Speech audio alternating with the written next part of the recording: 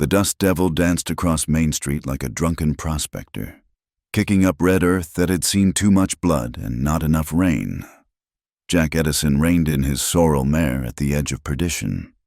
New Mexico territory, squinting through the afternoon haze at a town that looked about as welcoming as a rattlesnake's smile. It was the kind of place where men came to disappear, and Jack had been disappearing for the better part of 3 years now. Ever since Antietam. Ever since the screaming stopped, but never really stopped. Not in his head anyway. The war had ended 7 years back, but for men like Jack, peace was just another word for running. He touched the brim of his weathered hat, habit more than necessity, and guided his horse down the dusty thoroughfare. The town sprawled lazy and mean under the October sun, false-fronted buildings leaning against each other like drunks after last call. Their sun-bleached boards testimony to dreams that had dried up faster than spit on a hot stove. The Broken Wheel Saloon squatted on his left, piano music drifting through the bat-wing doors along with the smell of cheap whiskey and cheaper perfume.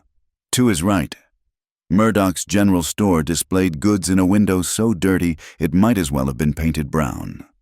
A few horses stood hip-shot at the hitching posts, tails swishing at flies that seemed to be the only things in perdition with any ambition. Jack had come for supplies. Nothing more. Trail food, ammunition, maybe a bottle of something that would help him sleep without dreams. He'd be gone before sunset. Just another shadow passing through. That was the plan. Anyway, but as his daddy used to say, if you want to hear God laugh, tell him your plans. He was tying off his mare when he saw her. She stood on the boardwalk outside the millinery shop. A splash of civilization in this godforsaken place.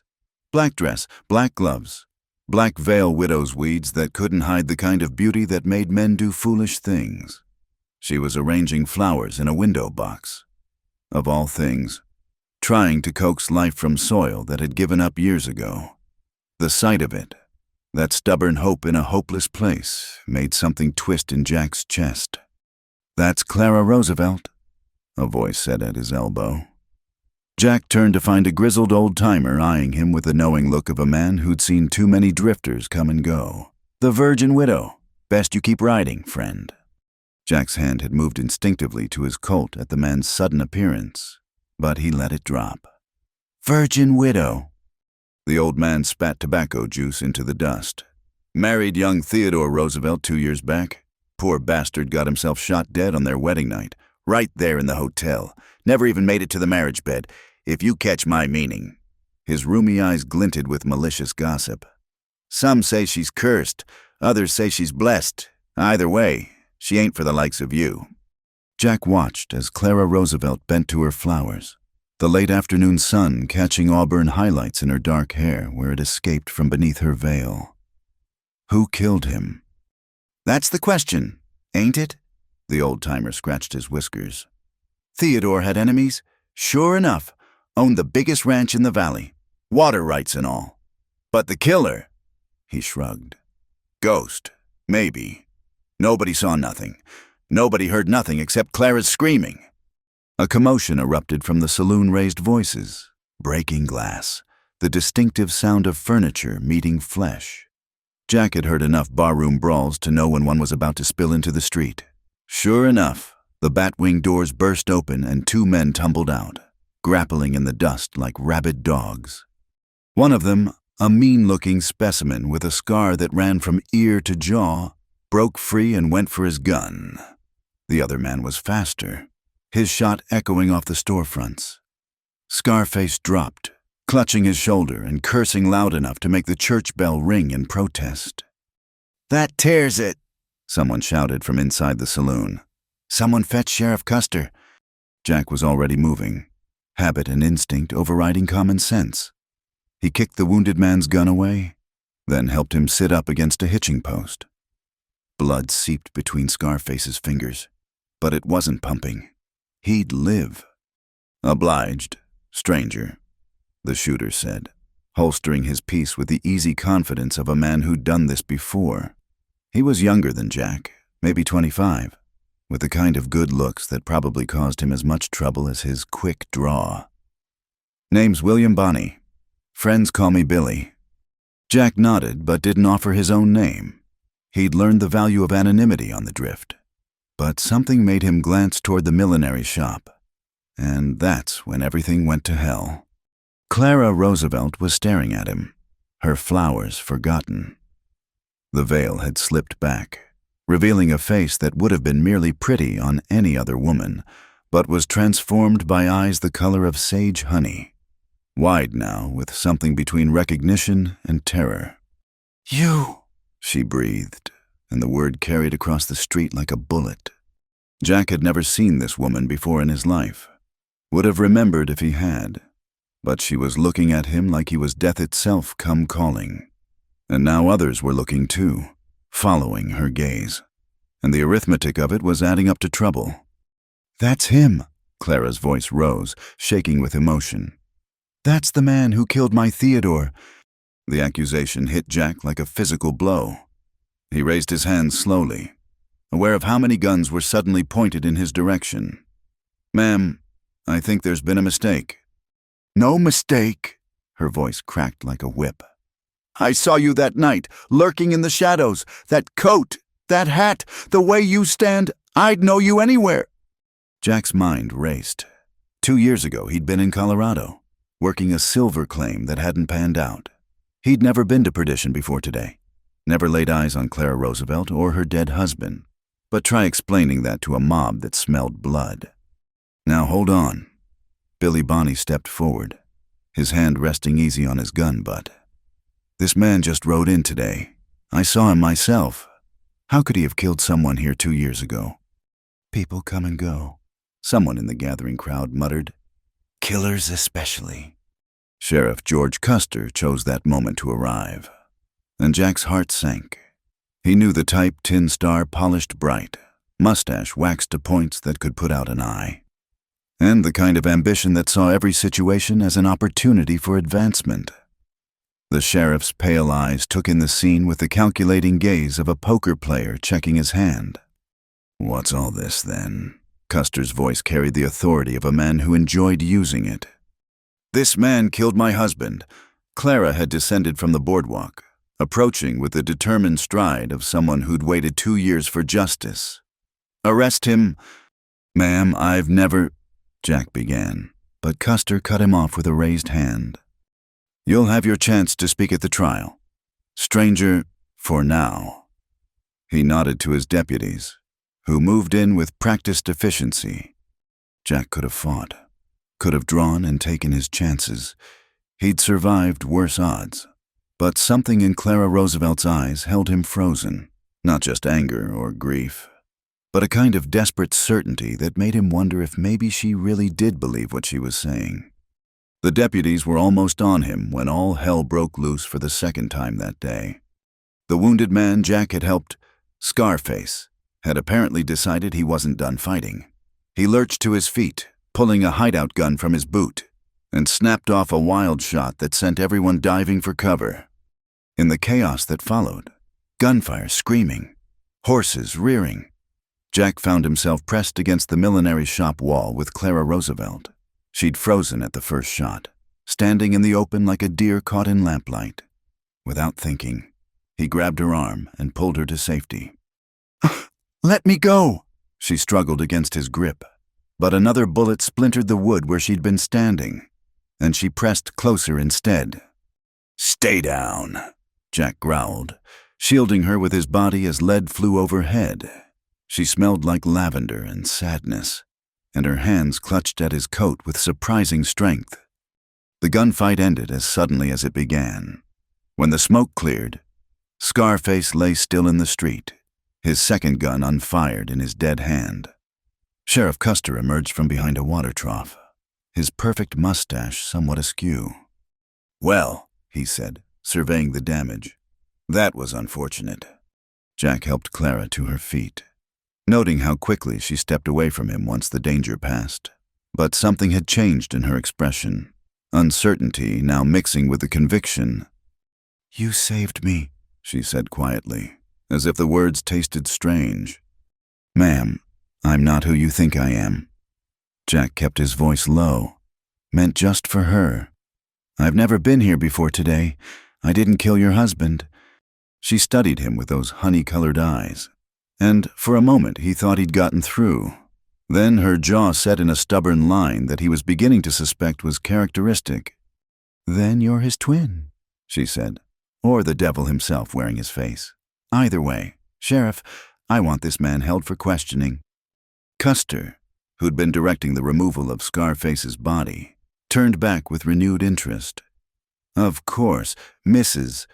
Roosevelt, though given the circumstances, he gestured at the bullet holes decorating Main Street. Perhaps it would be safer to continue this at the jail. That's when Jack made his mistake. He'd been watching Clara, trying to read the truth in her face, and missed the deputy circling behind him. The gun butt caught him just behind the ear, and the world tilted sideways. The last thing he saw before the darkness claimed him was Clara Roosevelt's face, beautiful and terrible as an avenging angel, and somewhere in those honey-colored eyes, the faintest flicker of doubt. He came to in a cell that smelled of old vomit and fresh despair. His head felt like someone had used it for an anvil, and his guns were gone. Through the barred window, he could see the sun hanging low on the horizon, painting the desert the color of dried blood. "Welcome back to the land of the living," Billy Bonney said from the next cell. "Such as it is." Jack sat up carefully, waiting for the world to stop spinning. "What are you doing in here?" "Sheriff didn't care for my interference earlier." Billy grinned, unperturbed by his circumstances. "Plus, I may have expressed some doubts about his investigative abilities, loudly, using words that would make a mule skinner blush. The woman, Clara Roosevelt, is she safe and sound? Last I saw, though sound might be stretching it. Woman's convinced you're the man who murdered her husband." Billy stretched out on his narrow bunk. "Course, between you and me, I think she'd accuse her own shadow if it wore a hat like yours." Jack touched his bare head, noting his hat was missing along with his guns. "You said you saw me ride in today." "I did, but Custer's not interested in inconvenient facts. He's got a grieving widow, a mysterious stranger, and a chance to solve the territory's most famous unsolved murder." Billy's grin turned cynical. "He's probably composing his campaign speeches already. The man who brought Theodore Roosevelt's killer to justice has a nice ring to it, don't you think?" The front door of the jail creaked open, and Jack heard voices. Custer's officious tones and another, softer voice he recognized. His pulse quickened despite himself. Clara Roosevelt appeared at his cell door, flanked by the sheriff. She'd removed her veil, and in the lamplight, Jack could see the delicate lines of strain around her eyes, the determined set of her mouth. She was younger than he'd first thought, maybe 23 or 24, but those 2 years of widowhood had left their mark. "Take a good look." "Mrs. Roosevelt," Custer urged, "is this definitely the man you saw that night?" She moved closer to the bars, close enough that Jack could see the gold flecks in her eyes, the way her hands trembled slightly before she clasped them together. He stood slowly, not wanting to spook her, and met her gaze straight on. She faltered, then steadied. "The height is right, the build, but—" "But," Custer prompted, impatience creeping into his voice.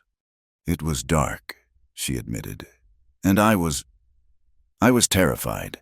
Theodore had just—" Her voice caught, and she pressed a hand to her throat. There was so much blood. Jack wanted to speak, to proclaim his innocence again, but something told him to wait, let her work through it on her own. Billy, apparently of the same mind, had gone still and quiet in the next cell. "The man I saw," Clara continued, "wore a coat like his, dark brown, long, like a duster, and his hat, same style, same color. He stood in the doorway for just a moment after—" She shuddered. "After the shot. Just stood there looking at us. At me. Then he was gone." "And this is that man," Custer pressed. Clara studied Jack's face like she was trying to read scripture written in a foreign tongue. I thought so. In the street. I was certain. But now... Memory can play tricks, Jack said quietly. Especially memory born from trauma. I'm sorry for your loss, ma'am, but I wasn't here. Check with the claims office in Leadville. I was working the Lucky Lucy mine 2 years ago. There'll be records. Convenient, Custer scoffed. Leadville's a week's ride from here. Plenty of time for you to arrange for someone to cover your tracks. Or plenty of time for you to find the real killer. Billy interjected. Unless you're more interested in a quick conviction than justice. Custer's face flushed red. One more word from you. Bonnie. And a commotion outside cut him off. Shouts. Running feet. The thunder of hooves. The door burst open and a deputy stumbled in, wild-eyed and gasping. Sheriff, the Harrison gang just hit the bank. They're heading for the border. Custer cursed colorfully. The Harrison gang had been plaguing the territory for months, and catching them would be worth far more politically than solving a 2-year-old murder. He looked between his prisoners and the door, ambition warring with duty. How many, he barked. 6, maybe 7. But Sheriff, if we ride now, get the posse together. Custer decided, every man who can ride and shoot. He turned to Clara, his manner suddenly brisk. Mrs. Roosevelt, I'm afraid we'll have to continue this later. These men aren't going anywhere. He rushed out with the deputy, leaving Clara standing alone between the cells. The sudden silence was deafening. Well, Billy said after a moment, this is cozy. Clara ignored him, her attention still fixed on Jack. Who are you really? Jack Edison, former cavalry, former miner, current nobody. He wrapped his hands around the bars, careful to move slowly. I've done things I'm not proud of, ma'am, but killing your husband isn't one of them. She moved closer, close enough that he could see the pulse beating at her throat. The man I saw, his eyes were different, colder, like looking into an empty well. She tilted her head, studying him. Your eyes are sad, Mr. Edison, but not empty. Thank you for that, I suppose. A ghost of a smile flickered across her lips, gone before it fully formed. I've waited 2 years for justice, dreamed of finding Theodore's killer, of watching him hang. It's the only thing that's kept me. Kept you what? Jack prompted when she trailed off. Sane, she finished quietly. Or maybe it's what's driven me mad. I don't know anymore. She turned to go, then paused. That claims office in Leadville, the Lucky Lucy mine. If I wire them, they'll confirm I was there, Jack said. But like the sheriff said, that's a week's ride. Longer for a woman alone. Her chin came up at that. I've been alone for 2 years. Mr. Edison, I've forgotten what it's like to be anything else.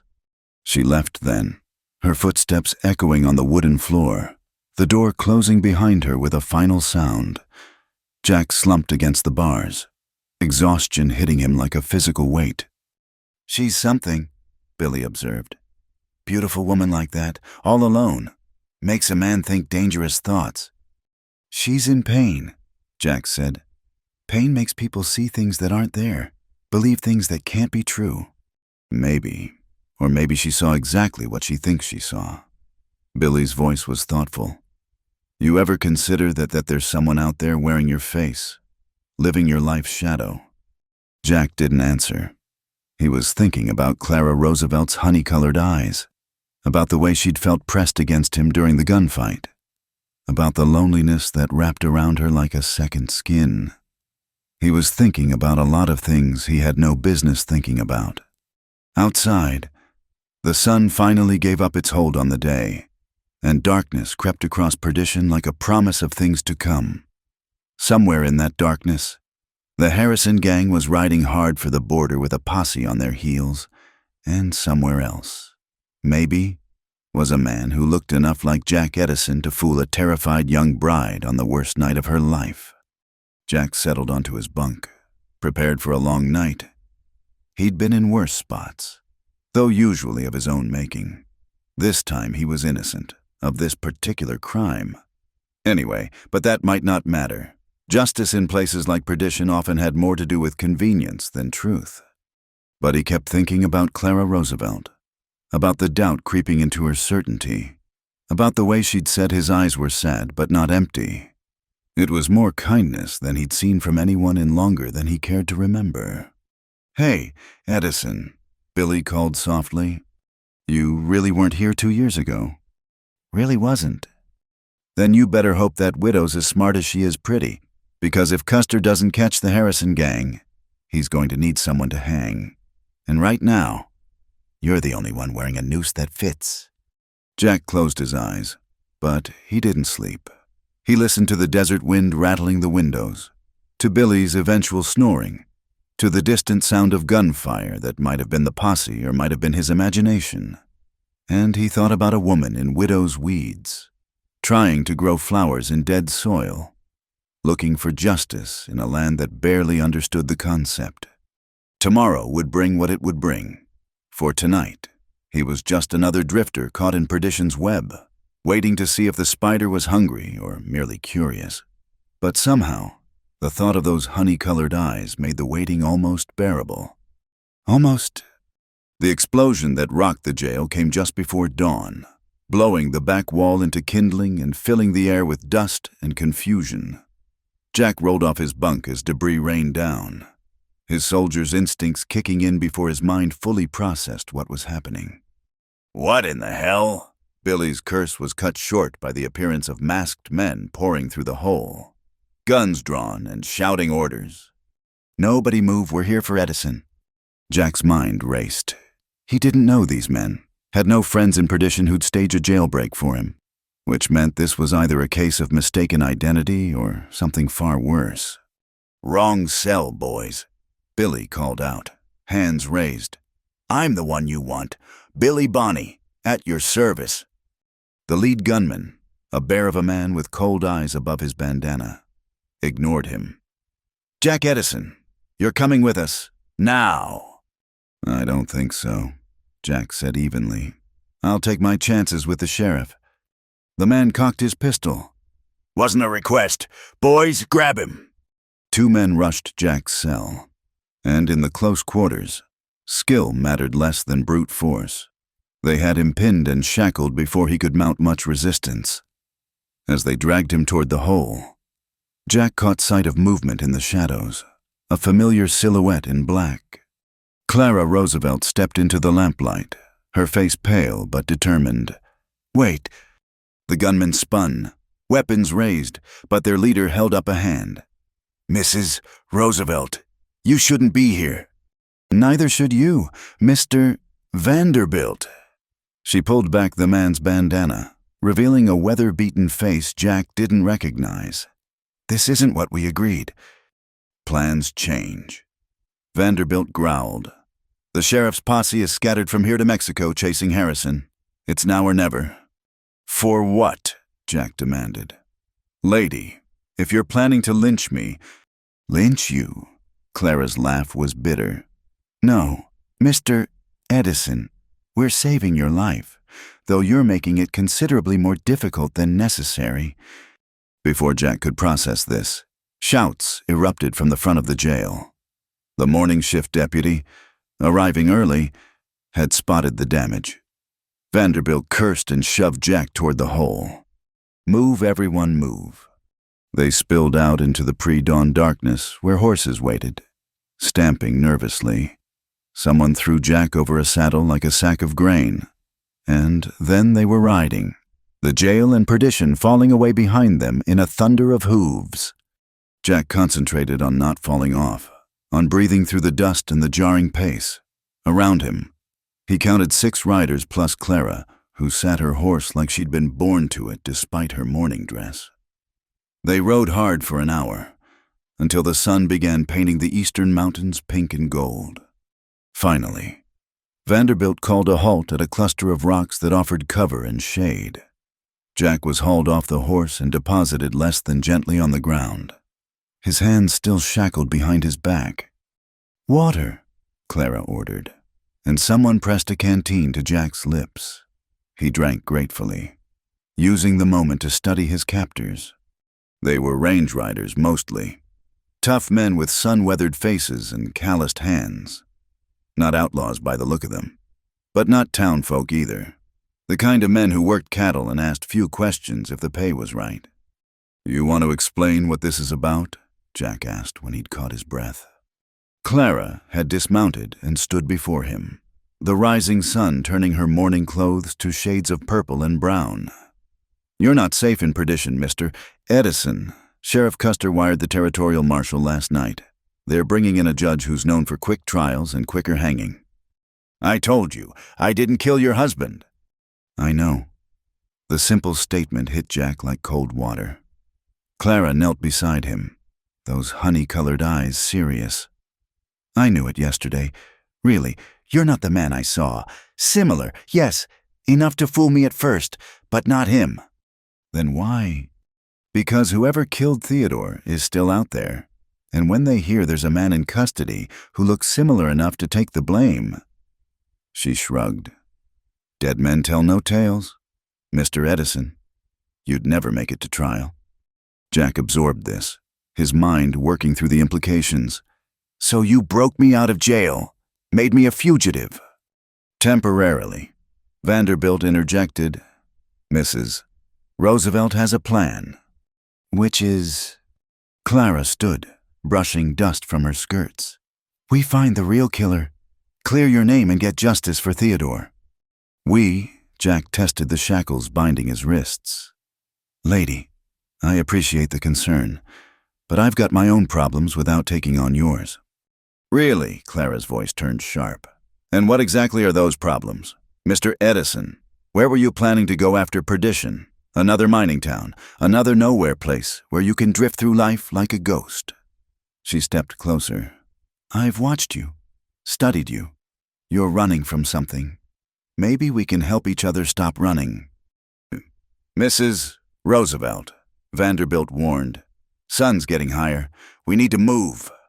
But Clara wasn't finished. "You saved my life yesterday. When the shooting started, your first instinct was to protect a stranger. That tells me what kind of man you are. The question is, do you know?" Jack met her gaze steadily. "You don't know anything about me." "I know you were cavalry. The way you move, the way you assessed threats yesterday. Textbook military training. I know you've seen combat, probably in the war. I know you're educated. Your speech is too refined for a common drifter. And I know you're alone, because men who aren't don't end up in places like Perdition." Each observation hit like a gentle hammer blow. Jack looked away, uncomfortable with how easily she'd read him. "The shackles," he said finally. "Take them off and we'll talk." Vanderbilt snorted. "Not likely. You'll rabbit first chance you get." "No," Clara said quietly. "He won't." She found the key and unlocked the shackles herself, ignoring Vanderbilt's protests. "Will you, Mr. Edison?" Jack rubbed his wrists, freedom singing through his veins. He could run, take one of the horses and be gone before they could stop him. It would be the smart play, the safe play. Instead, he heard himself saying, "Where do we start?" Relief flickered across Clara's face. "Theodore's ranch, the Roosevelt spread. If we're going to find answers, that's where they'll be." "The ranch is 20 miles north," Vanderbilt said. "Hard riding through Apache country, and once word gets out about the jailbreak, every lawman in the territory will be looking for us." "Then we'd better move," Jack said. He looked at Clara. "You have my guns." She produced his gun belt from her saddlebags, the weight of it familiar and comforting when he strapped it on. "There's something else," she said, "about that night, something I never told anyone." "Mrs. Roosevelt," Vanderbilt cautioned. "No, he needs to know." She took a breath. "The man who killed Theodore, he spoke to me. Just one sentence, but I'll never forget it." "What did he say?" "He said, 'Tell Carnegie this is just the beginning.'" She watched Jack's face carefully. Does that mean anything to you? Jack shook his head. Carnegie. Like Andrew Carnegie, the steel man? That's what I thought too. But Theodore had no dealings with Carnegie. It never made sense. Until now, Jack prompted, reading something in her expression. 2 weeks ago, I received a letter, no signature, no return address, just a single line, "The debt isn't paid." She pulled a worn envelope from her pocket. Posted from Tombstone. Jack studied the envelope, noting the careful block letters, the quality of the paper. Whoever wrote this had education and money. "We should ride," one of the men called. "Dust cloud to the south. Could be nothing. Could be trouble." They mounted up, Jack on his own horse now, rifle back in its scabbard. As they rode north, the landscape changed from desert scrub to rolling grassland, the mountains growing larger on the horizon. Clara rode beside him, handling her horse with easy competence despite her cumbersome dress. "Your husband," Jack said after a while. "Tell me about him." "Theodore was—" She paused, choosing her words. "Complicated, brilliant, driven. He came out here with nothing and built an empire, the ranch, water rights, mining interests. He had a vision for this territory. Enemies. Plenty. You don't build what he built without stepping on toes. But murder." She shook her head. "That was different. Personal." They were climbing now, the trail winding through juniper and pinon pine. Jack noted Vanderbilt's men were spread out in good defensive positions, watching for trouble. These weren't ordinary ranch hands. "Your men," he said. "They're very loyal." They were Theodore's men first.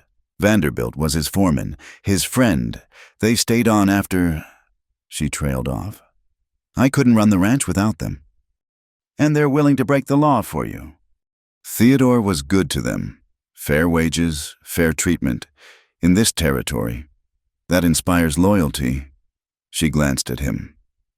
"What about you, Mr. Edison, who inspires your loyalty?" "These days, whoever's not shooting at me." "That must be lonely." Jack didn't answer. They crested a rise, and the Roosevelt Ranch spread out before them, a sprawling complex of buildings nestled in a valley. Green fields stretching to the horizon. It was an oasis of prosperity in the harsh landscape. Testament to Theodore Roosevelt's vision and ambition. "Impressive." Jack admitted. Theodore used to say it was what America could be. Civilization carved from wilderness, order from chaos. Clara's voice held equal parts pride and sadness. He believed in the future. They descended toward the ranch, but Jack's instincts were screaming warnings. Something felt wrong about the peaceful scene below. Vanderbilt. He called, "Where is everyone?" The foreman had noticed too.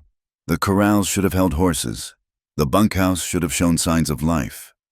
Instead, the ranch looked abandoned. "Mrs. Roosevelt, stay back," Vanderbilt ordered, drawing his rifle. But Clara was already spurring her horse forward. "Something's wrong. Maria would never leave the house unattended. And where are the—" The shot came from the barn, catching Vanderbilt's horse in the neck. The animal screamed and went down, taking the foreman with it. More shots erupted from multiple positions. Professional, coordinated fire that spoke of military precision. "Ambush!"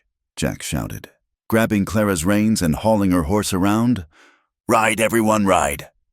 But it was too late. They were caught in a crossfire, men and horses falling around them. Jack saw one of Vanderbilt's riders take a bullet to the chest, saw another trying to crawl to cover with a shattered leg. "The trees," he pointed to a grove of cottonwoods near the stream. "Make for the trees." They raced for cover, bullets whining past like angry hornets. Jack kept Clara ahead of him, shielding her with his body. They crashed into the relative safety of the trees, horses heaving, gun smoke burning their throats. "Vanderbilt," Clara called. "Here!" The foreman groaned, dragging himself into cover. Blood seeped from a gash on his head. Bastards were waiting for us. Jack did a quick count. Of their 7 riders, only 4 had made it to the trees. The others lay still in the killing ground between them and the ranch. How did they know? Clara demanded. How could they know we'd come here? Same way they knew I'd be in that jail, Jack said grimly. Someone's been playing chess while we've been playing checkers. The firing had stopped, replaced by an ominous silence. Then a voice called out, cultured and calm. Mrs.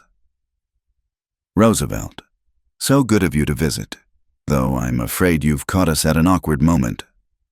Clara went rigid. I know that voice. A man emerged from the barn, tall and well-dressed despite the circumstances. He looked like a banker or a lawyer, not a killer, but Jack had learned long ago that death wore many faces. Alexander Hamilton, Clara breathed. Theodore's partner. Former partner, Hamilton corrected, staying well out of rifle range. Your late husband and I had some fundamental disagreements about the future of this territory. He thought small ranching, mining, the old ways. I see bigger possibilities. You killed him? Clara said, her voice deadly quiet. Actually, no. That honor belongs to my associate. You've met, I believe, though briefly. He gestured, and another man emerged from cover. Jack's blood went cold. The man could have been his brother, same height, same build, same general features. In darkness, in terror, the resemblance would be enough to fool anyone. Jesse James, Hamilton continued conversationally. Outstanding with a gun, though lacking in certain social graces. When I heard you'd arrested someone who looked similar, well, we couldn't have that. Jesse's too valuable to hang for past indiscretions. You son of a... Vanderbilt raised his rifle, but Jack knocked the barrel aside. Don't. They've got us pinned. We need another way out. Always the soldier, Hamilton observed. Yes, Mr. Edison. I know all about you. Decorated at Antietam. Weren't you before your unfortunate breakdown? Post-battle fatigue, I believe they called it. Such a shame when our heroes fall apart. The words hit harder than bullets. Jack felt Clara's eyes on him but couldn't meet them.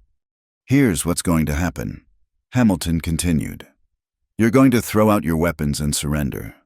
Jesse here has unfinished business with Mrs. Roosevelt. Something about delivering the rest of that message. Then you, Mr. Edison, will unfortunately be shot while trying to escape. The perfect solution, really. The widow gets justice. The real killer stays free. And I get to continue my plans without interference. What plans? Clara demanded. What was worth Theodore's life? Progress. My dear, the railroad is coming. With it comes opportunity for those with vision. Your husband's land, his water rights. They're worth 10 times what he imagined. 20 times. But he refused to see it. Refused to sell. Hamilton spread his hands. So we found another solution. You won't get away with this, Vanderbilt snarled. I already have. In a few months, I'll own everything from here to the border. The law will work for me, because I'll own that too. His voice hardened. You have 1 minute to throw out your weapons. Then we start burning you out. Jack's mind raced. 4 against at least a dozen, caught in poor cover with limited ammunition. The stream behind them offered the only escape route, but they'd be exposed crossing it. Edison, Clara whispered. What do we do? He looked at her, brave, frightened, beautiful in her determination. 2 days ago, he'd been nobody going nowhere. Now he was about to die protecting a woman he barely knew from men who'd stolen her future. When I tell you to run, he said quietly, you run. Don't look back. Don't stop. Follow the stream north until you hit the canyon. There's a trading post there. Get help. What about you? I'll buy you time. That's suicide. Maybe. But it's my choice to make. He checked his pistols, counted his rounds. Vanderbilt, you and the boys cover her retreat. I'll keep them busy. Like hell. the foreman growled. "We stand together or—" The first fire arrow arced through the air, trailing smoke and flames. It landed short, but the message was clear. Hamilton was done talking. "Run," Jack said. "Now." He burst from cover, guns blazing, drawing fire away from the others. The world exploded into chaos, gunsmoke and shouting, the crack of rifles and the whine of lead. Jack felt the familiar calm descend, the clarity that came in battle when everything simplified to move and shoot, live or die. He saw Clara and the others racing for the stream, saw muzzle flashes from the barn, saw Jesse James stepping into the open with matched Colts. Time slowed as it always did in these moments, each second stretching into forever. A bullet tugged at his sleeve. Another sparked off a rock by his head. He kept moving, kept firing, making himself the biggest target possible. From the corner of his eye, he saw Clara reach the stream, saw her turn back to look for him. "Go!" he shouted. "Damn it, go!" That moment of distraction cost him. Jesse James was fast, faster than any man had a right to be. The bullet caught Jack high in the shoulder, spinning him around. He went down hard, gun flying from nerveless fingers. Through the ringing in his ears, he heard Hamilton laughing. "The hero falls. How poetic. Jesse, finish it. We have work to do." Jack tried to reach his second gun, but his arm wouldn't cooperate. He watched Jesse James approach, those cold eyes, so like his own yet completely different, fixed on him with reptilian intensity. "Nothing personal," Jesse said, raising his Colt. The shot was impossibly loud. Jack waited for the impact, for the darkness. Instead, Jesse James staggered, looking down at the spreading red stain on his chest with almost comic surprise. He turned, seeking his attacker, and another shot dropped him where he stood. Clara Roosevelt stood knee-deep in the stream, smoking rifle in her hands, her morning dress soaked and clinging. She worked the lever, chambering another round, her face carved from stone. "That's for Theodore," she said, her voice carrying clearly across the battlefield. "You should have killed me, too." The gunfire from the ranch stopped, Hamilton's men apparently stunned by this reversal. In that moment of silence, Jack heard something else. Hoofbeats, dozens of them, and a familiar voice shouting orders. Sheriff Custer and his posse swept into the valley like an avenging wave, badges glinting in the morning sun. The ambushers, caught between the lawmen and their intended victims, threw down their weapons in surrender. Jack let his head fall back against the earth, weakness washing over him. He was dimly aware of Clara splashing back across the stream, of her kneeling beside him, pressing something against his shoulder to stop the bleeding. "Don't you dare die," she said fiercely. "Not after all this. I forbid it." "Yes, ma'am," Jack managed. Wouldn't dream of disobeying. Sheriff Custer loomed over them, his perfect mustache somewhat disheveled from hard riding. "Mrs. Roosevelt, Edison. Someone want to explain why half the territory is shooting at the other half?" "Alexander Hamilton murdered my husband," Clara said simply. "This man helped me prove it." Custer looked from Jesse James's body to Hamilton, who was being restrained by deputies, his careful composure finally cracking. "That's so well. This should be interesting, though I'm still arresting you for the jailbreak." "Arrest away," Clara said. "Just get him to a doctor first." As consciousness faded, Jack felt her hand in his, anchor solid and surprisingly strong. He'd come to perdition looking for supplies and solitude. Instead, he'd found bullets and complications. A woman who grew flowers in dead soil and faced down killers with steady hands. It wasn't what he'd planned. But then, as his daddy used to say, if you want to hear God laugh, tell him your plans. The last thing he heard before the darkness claimed him was Clara Roosevelt's voice, fierce and protective, telling Sheriff Custer exactly what would happen to him if Jack Edison didn't survive. Despite everything, Jack smiled. The fever dreams came in waves, pulling Jack under and spitting him back up like driftwood on a hostile shore. Sometimes he was back at Antietam, the air thick with gun smoke and screams. Sometimes he was in the desert, chasing shadows that wore his face. But always, threading through the darkness like a golden thread, was a woman's voice reading to him, steady, cultured, achingly real. "Call me Ishmael," the voice read. And Jack knew it was Clara even before he could open his eyes. Some years ago, never mind how long precisely, having little or no money in my purse, and nothing particular to interest me on shore, I thought I would sail about a little and see the watery part of the world. He tried to speak, managed only a croak. The reading stopped immediately, replaced by the rustle of skirts and cool fingers on his forehead. "You're awake?" Relief colored her voice. "Dr. Pasteur said the fever would break today, but I was beginning to wonder." Jack's eyes finally cooperated. Focusing on Clara's face, she looked exhausted. Shadows under those honey-colored eyes. But she was smiling. "How long?" he managed. 4 days. You've been quite the patient, fighting off nurses, calling out coordinates, trying to organize cavalry charges from your sick bed." Her smile widened slightly. "You have strong opinions about flanking maneuvers, apparently." "Water." She helped him drink, supporting his head with practiced ease. The water was heaven on his parched throat. "Hamilton," he asked when he could speak again. "In custody, singing like a canary. According to Sheriff Custer, seems he's more banker than outlaw when it comes to facing the noose." Her expression hardened. "He's implicated half the territorial government in his railroad scheme. It's quite the scandal."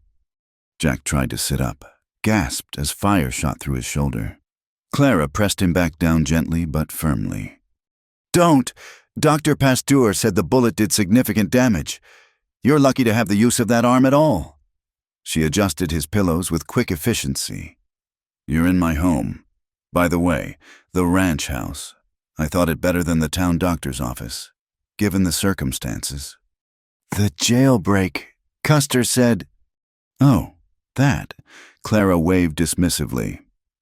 "Turns out breaking someone out of jail isn't much of a crime when that someone helps expose a conspiracy to murder prominent citizens and steal half the territory. The governor himself sent a telegram thanking me for my initiative. And Vanderbilt the men. 2 dead, 3 wounded, including Vanderbilt. He's recovering in the bunkhouse, terrorizing my cook and planning revenge on anyone who so much as looked at Hamilton sideways." She paused. "We lost good men because of my need for justice. I'm not sure how to carry that." "You carry it by living." Jack said, "By making their sacrifice mean something. They knew the risks." She studied him with those penetrating eyes. "Is that how you carry it, all those men at Antietam?" Jack looked away. "You've been talking to people." "Sheriff Custer was very forthcoming once he realized you weren't a criminal. Captain Jack Edison, decorated for valor at Burnside Bridge, led a charge that saved an entire regiment, then spent 6 months in an army hospital with what they called soldier's heart." She leaned forward. "Why didn't you tell me?" "Because Captain Edison died in that hospital. What walked out was something else. A drifter, a man running from his own shadow." "A coward," Jack corrected harshly. "A coward who rode into gunfire to save people he'd known for less than 2 days. Clara's voice turned sharp. "A coward who was willing to die so I could escape. You have an interesting definition of cowardice, Mr. Edison." They sat in silence for a moment. Outside, Jack could hear the normal sounds of ranch life, horses whinnying, men calling to each other, the ring of hammer on anvil, life going on. "Why are you here?" he asked finally. "Why aren't you with your people, planning the future now that Hamilton's gone?" "Because you're my people now," she said simply. "You bled for me, nearly died for me, in this territory. That makes us family." "Clara, don't." She stood, smoothing her skirts. "You're not ready for whatever noble sacrifice speech you're preparing. You need food, rest, and about a week's worth of healing before I'll listen to why you have to leave." How did you know I... Because I've spent 4 days watching you, Jack Edison. Learning your tells. You get a certain look when you're planning to run like a Mustang that's just noticed the corral gate. She moved to the door. I'll send Maria with soup. Try not to escape before lunch. She left before he could respond, leaving only the lingering scent of lavender and the book she'd been reading from. Jack picked it up with his good hand. Moby Dick, well worn and obviously loved. He was contemplating the metaphor of hunting white whales when a knock came at the door. But instead of the promised Maria, Billy Bonney strolled in, looking no worse for his jail time. Well, the hero awakens. Billy dropped into the chair Clara had vacated. You look like hell. Edison. Feel worse. How'd you get here? Funny thing about being wrongfully imprisoned, they tend to let you go with apologies once the real criminals are caught. Billy propped his boots on the bed frame. Though I notice you got the better end of the deal. Pretty widow nursing you back to health. Big ranch house. All the amenities. It's temporary. Sure it is. Billy's grin was knowing. That why she's been at your bedside for 4 days straight, why she nearly shot Custer when he suggested moving you to town. She feels guilty, responsible. Uh-huh, and I'm the Queen of England. Billy leaned forward. Look, I've been asking around about you. Edison, you're not the first war veteran to drift through these territories, but you might be the first one to find something worth stopping for. I don't stop, Jack said flatly. I can't. Can't or won't. Billy stood, his expression unusually serious. Let me tell you what I see. I see a man so busy running from his past that he can't see the future standing right in front of him in a black dress. But hey, what do I know? I'm just an outlaw with a romantic streak. He paused at the door. Oh, and Edison. That look she gets when she watches you sleep. That's not guilt. That's something else entirely. Do with that what you will. Billy left, and Jack was alone with his thoughts and the throbbing in his shoulder. He knew he should leave as soon as he could ride. It was safer for everyone. Him, Clara, the whole ranch. He'd learned long ago that staying in one place just gave the ghosts time to catch up. But something held him here beyond his wounds. Maybe it was the way Clara had stood in that stream, facing down a killer with steady hands. Maybe it was the quiet determination in her voice when she'd said he was her people now. Or maybe he was just tired of running. The next days passed in a blur of healing and quiet moments. Clara came every morning to check his wounds and read to him. Sometimes Melville, sometimes newspapers full of Hamilton's expanding scandal, sometimes letters from other ranchers expressing support. She had a way of filling silence without making it feel crowded. Vanderbilt visited on the 3rd day, his head still bandaged but his mood fierce. Hamilton's trying to make a deal. The foreman reported, naming names, pointing fingers. Half the territory's running scared. Good, Clara said from her place by the window. Let them run. Maybe we'll get some honest men in office for a change. What about the ranch? Jack asked. Hamilton said the railroad was coming. It is, Clara confirmed. But now we'll deal with them fairly, not at gunpoint. Theodore always said the railroad would bring prosperity. He just wanted it done right. You sound like him sometimes, Vanderbilt said softly. He'd be proud of how you handled this. Clara's smile was sad. I doubt he'd be proud of how I handled our wedding night. An awkward silence fell. Jack had wondered about that. The virgin widow. Married, but not truly married. It seemed a cruel twist of fate. That wasn't your fault, Vanderbilt said firmly. No one could have predicted. I could have stayed in Boston, married someone safe, someone my parents approved of. Instead, I chose adventure, chose Theodore and his grand dreams. She turned from the window, and I'd choose it again, even knowing how it ends. Is that strange? No, Jack said quietly. That's brave. Their eyes met across the room, and something passed between them, understanding, perhaps, or recognition. They were both marked by loss, both carrying weights that would never fully lift. "Dr. Pasteur says you can start moving around tomorrow," Clara said, breaking the moment. Gently, of course. No horseback riding or gunfights for at least another week. "I make no promises about the gunfights," Jack said, earning a small laugh. That evening, as the sun painted the mountains crimson, Clara returned with a chess set. "Do you play?" she asked, setting up the board. "It's been years." "Good. I hate playing people who are too good. It ruins the conversation." She arranged the pieces with practiced hands. "Theodore taught me. Said it was good practice for ranch management, thinking ahead, sacrificing pieces for position, protecting what matters." They played in comfortable silence, broken only by the click of pieces and occasional commentary. Clara played aggressively, her knights charging forward while her bishops swept the diagonals. Jack found himself defending more than attacking, reacting to her moves rather than initiating his own. "You play like you live," she observed, taking his bishop with a well-placed pawn. "Cautiously, defensively. Keeps me alive." "Does it, or does it just keep you from dying? There's a difference." Jack studied the board, seeing the trap she was laying with her queen, speaking from experience. 2 years of experience. She waited while he made his move. "After Theodore died, I thought if I just held very still, didn't make any waves, the pain would eventually pass. I was wrong. Pain doesn't pass on its own. You have to move through it. By pursuing his killer, by pursuing life." She captured his knight. "The investigation gave me purpose. Yes, but it also forced me to act, to choose, to risk. I'd forgotten how that felt. And now," she looked up from the board, "now I have a ranch to run, a territory to help rebuild, and a damaged drifter to heal. I'd say my plate is full." "I won't be a project, Clara. I don't want a project.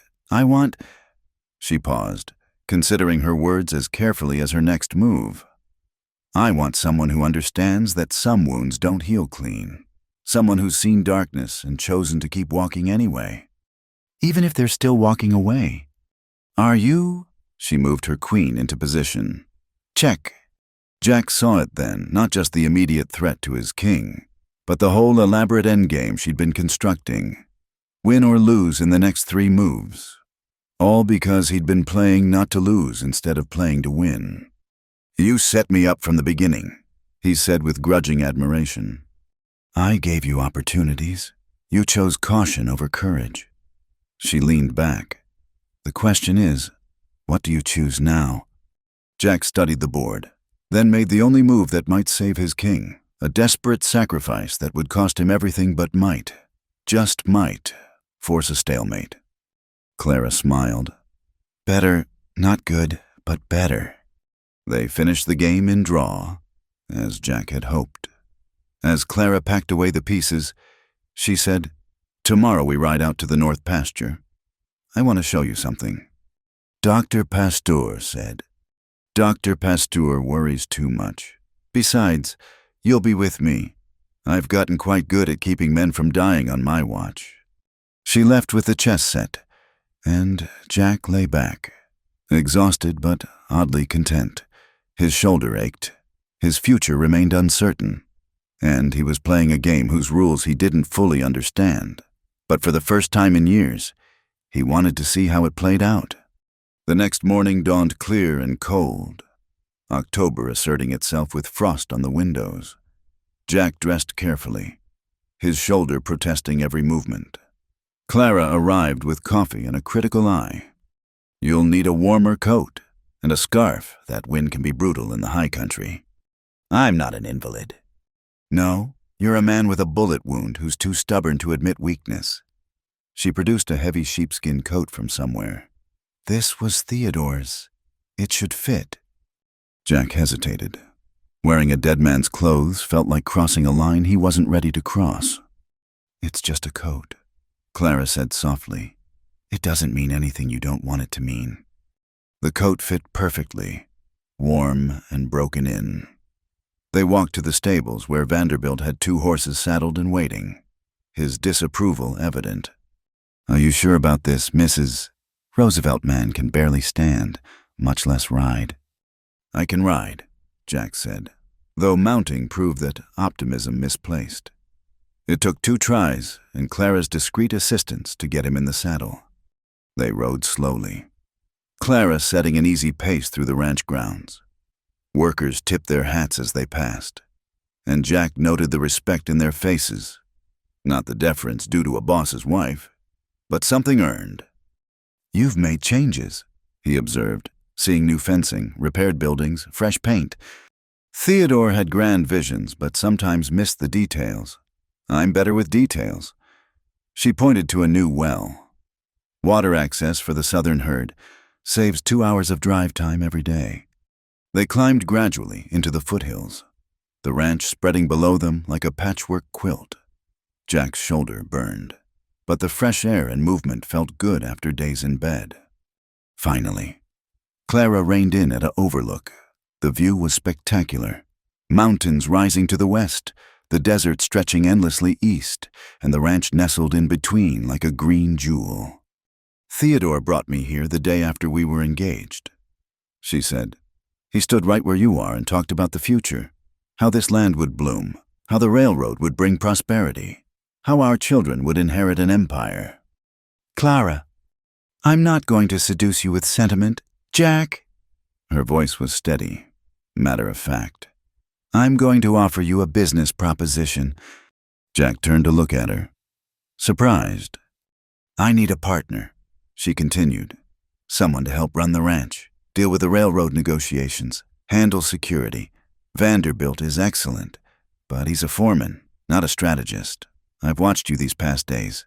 You see patterns, anticipate problems, think 3 moves ahead even when you're being too cautious. You're offering me a job. I'm offering you a future, 40% partnership in the Roosevelt Ranch, housing, and a reason to stop running." She met his gaze steadily. "In exchange, you give me 5 years, help me build what Theodore envisioned. After that, if you still want to leave, you'll go a wealthy man. And if Hamilton's friends come calling if my past catches up, then we face it together. That's what partners do." Jack looked out at the vista, seeing possibility spread before him like a map. The practical part of his mind cataloged all the reasons to say no, his nightmares, his failures, the danger he might bring. But another part, a part that sounded suspiciously like Billy Bonney, whispered that maybe Clara was right. Maybe he'd been playing not to lose for too long. "Why me?" he asked. "You could have any man in the territory." "I don't want any man. I want—" She paused, choosing her words. "I want someone who won't try to replace Theodore or erase him. Someone who understands that hearts can hold more than one story. This is business. For now." She turned her horse back toward the ranch. "Ask me again in 5 years." They rode back in companionable silence, the deal hanging between them like morning mist. Jack knew he should refuse, should heal up and move on before roots could form. But the sun was warm on his back. Clara rode beside him like she belonged there, and the ranch spread below them full of promise. That evening, as Maria served dinner and Vanderbilt discussed the next day's work, Jack found himself planning improvements to the main gate's defenses, somewhere between the soup and the coffee, without quite meaning to. He'd started thinking in terms of staying. "Well?" Clara asked as they stood on the porch watching the stars emerge. "Do we have a deal?" Jack thought about Antietam, about the men he'd lost and the man he'd been. He thought about 3 years of drifting, of running toward nothing and away from everything. He thought about Clara Roosevelt standing in a stream with a rifle, choosing life over safety. 3 conditions, he said finally. "Name them." "First, I need a week to settle some old business. There are people who should know I'm not dead." "Agreed."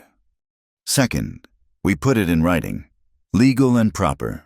I won't have people saying I'm taking advantage of a widow. My lawyer will draw up papers tomorrow." "Third," he hesitated, then forged ahead. "When the nightmares come, And they will. You don't try to fix me. Some things can't be fixed. I'm not interested in fixing you, Jack Edison. She held out her hand like a man would, direct and honest. I'm interested in building something with you, broken pieces and all. He took her hand, feeling the calluses from the reins, the strength beneath the soft skin. Then you've got yourself a partner, Mrs. Roosevelt. Clara, she corrected. Partners use first names. Clara, he repeated, and the name felt like a beginning. They stood there as the desert night wrapped around them. Two damaged souls who'd found each other in the last place either expected. Tomorrow would bring challenges, legal documents, ranch work, the lingering echoes of violence and loss. But tonight, for the first time in years, Jack Edison wasn't thinking about leaving. He was thinking about staying, about building, about the dangerous possibility of hope. And somewhere in the darkness, a coyote called to its mate, a wild sound that spoke of survival against odds, of finding grace in an unforgiving land. Jack smiled, recognizing a kindred spirit. Coffee? Clara asked. I have a feeling we have a lot to discuss. Coffee sounds good, Jack agreed, following her inside. The door closed behind them, shutting out the past, holding in the future. And on the porch where Theodore Roosevelt had once stood planning his empire, two pairs of boots stood side by side, ready for whatever tomorrow might bring. The first winter storm hit the ranch like a freight train in early November, burying the high country under 3 feet of snow and trapping Jack and Clara in the main house with only Maria and her husband Carlos for company. It had been 3 weeks since their partnership agreement, 3 weeks of careful distance and professional cooperation. The storm changed that. We've lost contact with the line shacks, Vanderbilt reported, stomping snow from his boots in the entrance hall. No way to check on the men until this blows over. Clara stood by the great room window, watching the white fury outside. How long? Weather like this could be days, maybe a week. The foreman glanced at Jack. Good thing you got those supplies laid in like you suggested. We've got food and firewood to outlast it.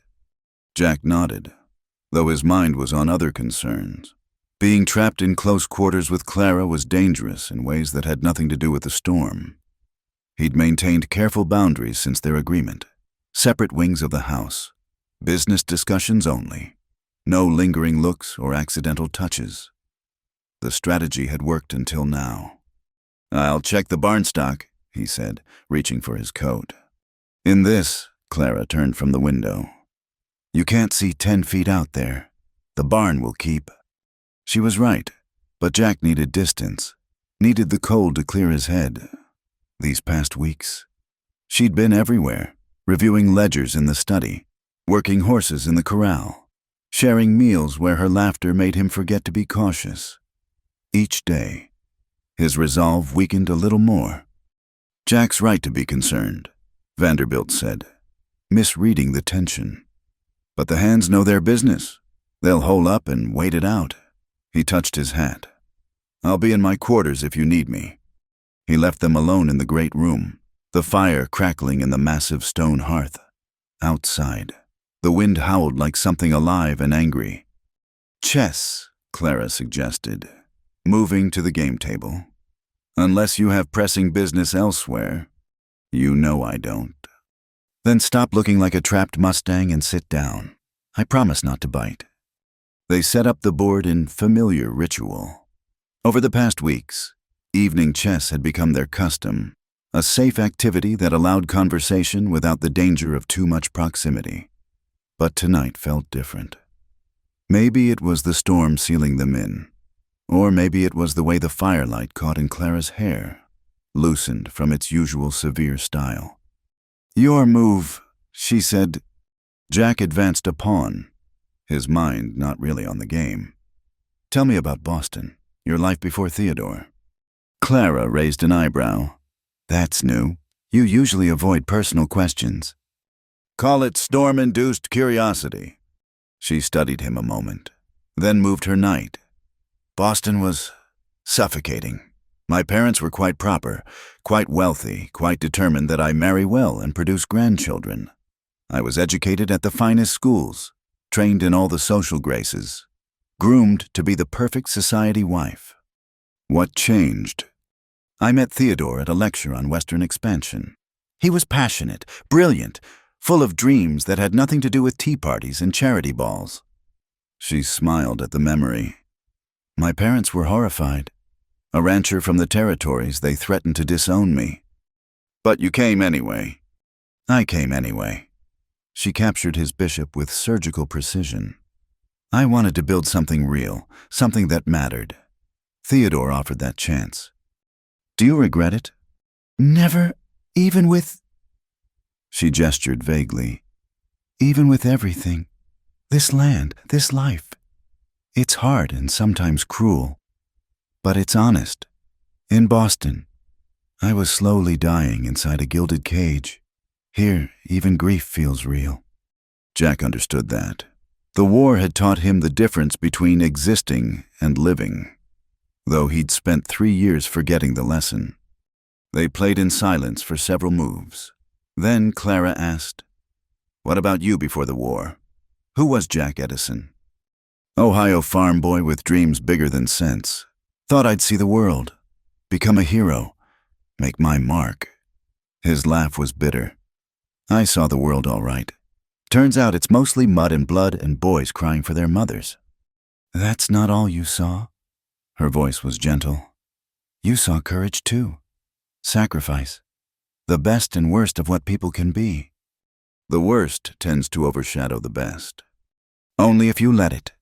She moved her queen into an aggressive position. Check. Jack studied the board, recognizing another of her elaborate traps. But this time, he saw a way out, risky, requiring several sacrificial moves, but possible. You know what I think, Clara continued as he contemplated his options. I think you're so focused on the men you lost that you've forgotten the ones you saved. Sheriff Custer mentioned the regiment you preserved at Burnside Bridge. 800 men who went home because of you. Because of the men who died following my orders. Yes, both things are true. That's what makes it complicated. She watched him move his king out of immediate danger. But hiding from complexity doesn't make it go away. It just makes you miss the beauty mixed in with the pain. Speaking from experience again. Every day, when I wake up in the bed Theodore never shared. When I make decisions he should be making. When I see his dreams taking shape without him here to witness it. She executed a series of moves that decimated his defensive position. But also, when I see the sunrise over the mountains, when a new calf takes its first steps, when... She paused, color rising in her cheeks. When, Jack prompted.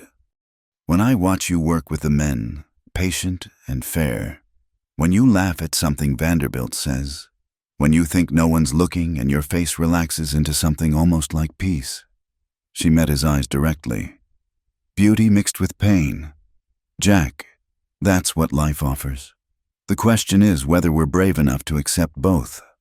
Jack felt something shift inside him, a wall cracking under pressure. He made his next move without really seeing it. I dream about them, he said quietly. Every night, the men who didn't make it, they ask why them and not me.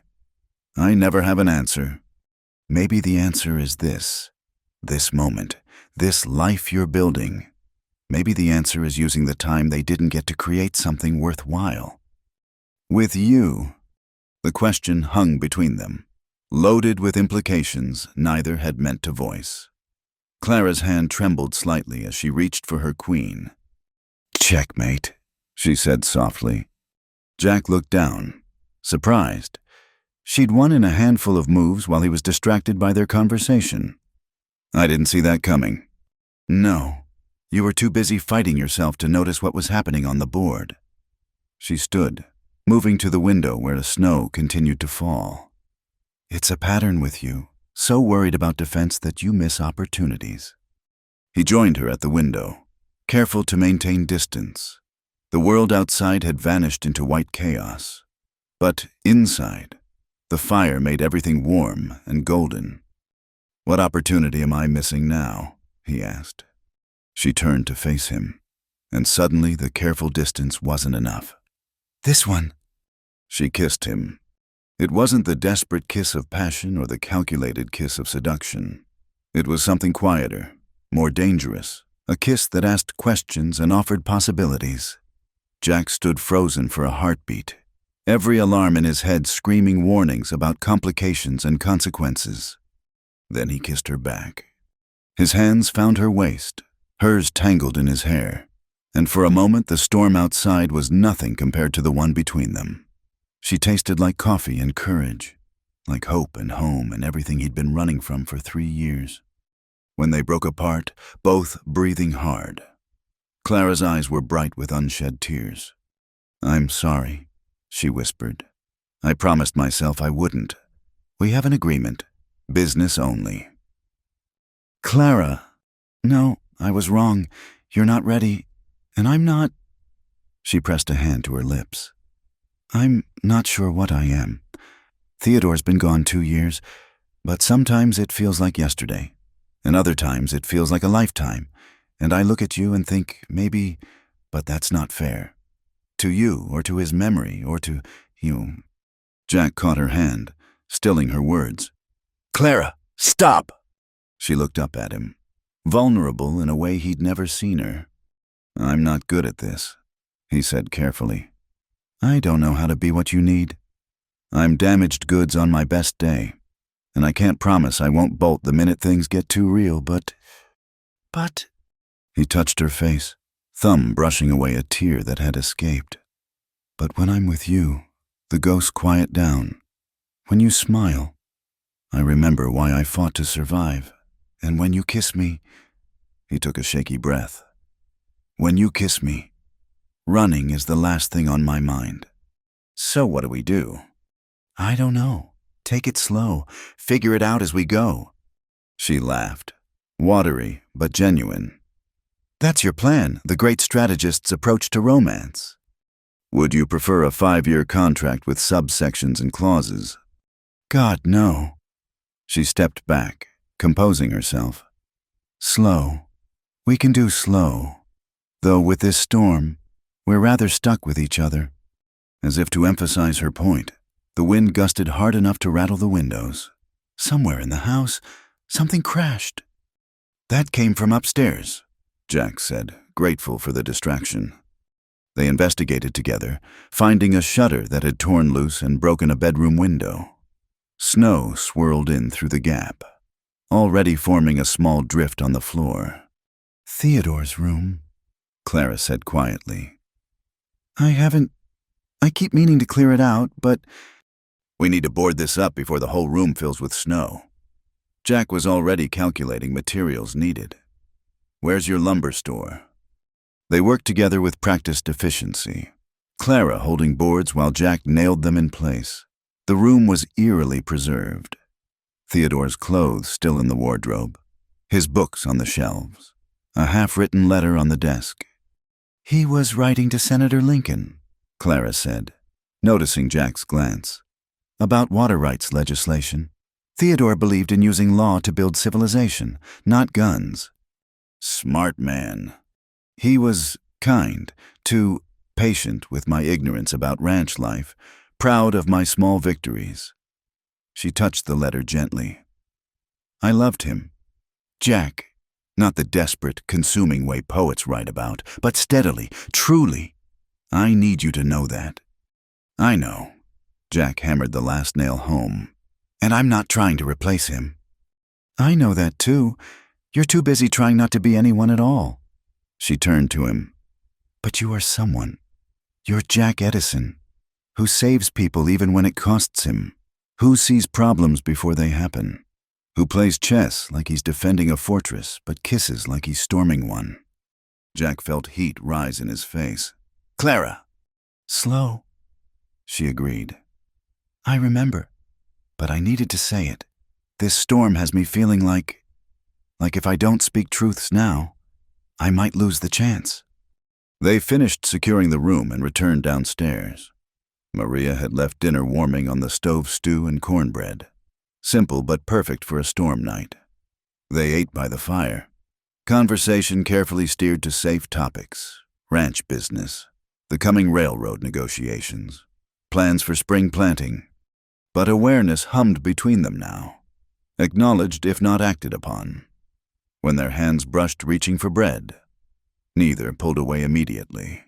When Clara laughed at something Jack said about Vanderbilt's cooking experiments, he let himself enjoy the sound without guilt. After dinner, she produced a bottle of whiskey, medicinal purposes, for the cold. The house is warm enough. The house, yes, but there are other kinds of cold. She poured 2 glasses. 2 surviving storms.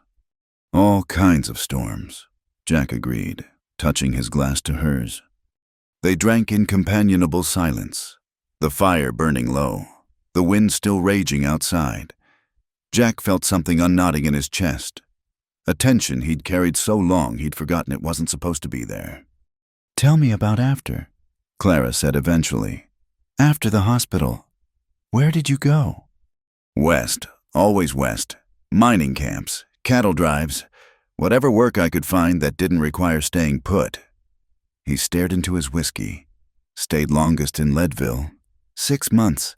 The mountain felt protective, I guess, like being that high up put distance between me and the ground where it all happened." "But you left." "Cave-in killed 3 men. Not my fault. I wasn't even in that shaft. But the sound—" He shook his head. "The sound brought it all back. I was gone by morning." Clara reached out, not quite touching his hand where it rested on his knee. "And now, what will make you run from here?" Jack turned his hand palm up, letting her fingers interweave with his. "I don't know. Maybe nothing. Maybe everything. I can't make promises I'm not sure I can keep." "I'm not asking for promises. I'm asking for honesty." "Then honestly, you scare me more than any battle I've fought, because battles end. One way or another, they end. But this—" He squeezed her hand gently. "This feels like something that could go on forever, getting deeper every day until I can't find my way back to safe ground." "Would that be so terrible, not having safe ground to retreat to?" "For someone like me, it might be the end of everything I've built my survival on. Or the beginning of actually living instead of just surviving." They sat with that truth between them, hands linked, fire dying to embers. Outside, the storm began to ease, the wind's howl fading to a whisper. "I should check on Maria and Carlos," Clara said eventually, though she didn't move. "Make sure their quarters are warm enough. I should bank the fires, make sure we don't burn the house down." Yes, we should do those things. Neither moved. The grandfather clock in the corner chimed midnight, marking the passage from one day to the next. Finally, reluctantly, they released each other's hands and stood. "Thank you," Clara said, "for the window, for the honesty, for not running when I kissed you. Thank you for the kiss, for the patience, for seeing something in me worth waiting for." She smiled, soft and private. "Good night, Jack." "Good night, Clara." They parted at the stairs, heading to their separate wings. But Jack lay awake long into the night, listening to the storm's death throes and thinking about walls, the ones that protected and the ones that imprisoned, and how sometimes it was impossible to tell the difference until someone showed you a door you didn't know existed. The next morning dawned crystal clear, the world transformed into pristine white sculpture. Jack found Clara already up, coffee made, studying the view from the kitchen window. "It's beautiful," she said, "clean, like the world's been given a fresh start. The men will need help digging out. We should check the line shacks as soon as possible." Always practical, but she said it with affection. "Yes, we have work to do. But first, breakfast. And Jack." He paused in reaching for his coat. "Yeah. What happened last night?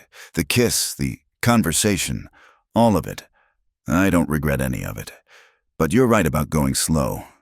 We have too much at stake to rush into anything." "Agreed." Business first. Business first, she smiled. But not business only, not anymore. Jack nodded, understanding passing between them.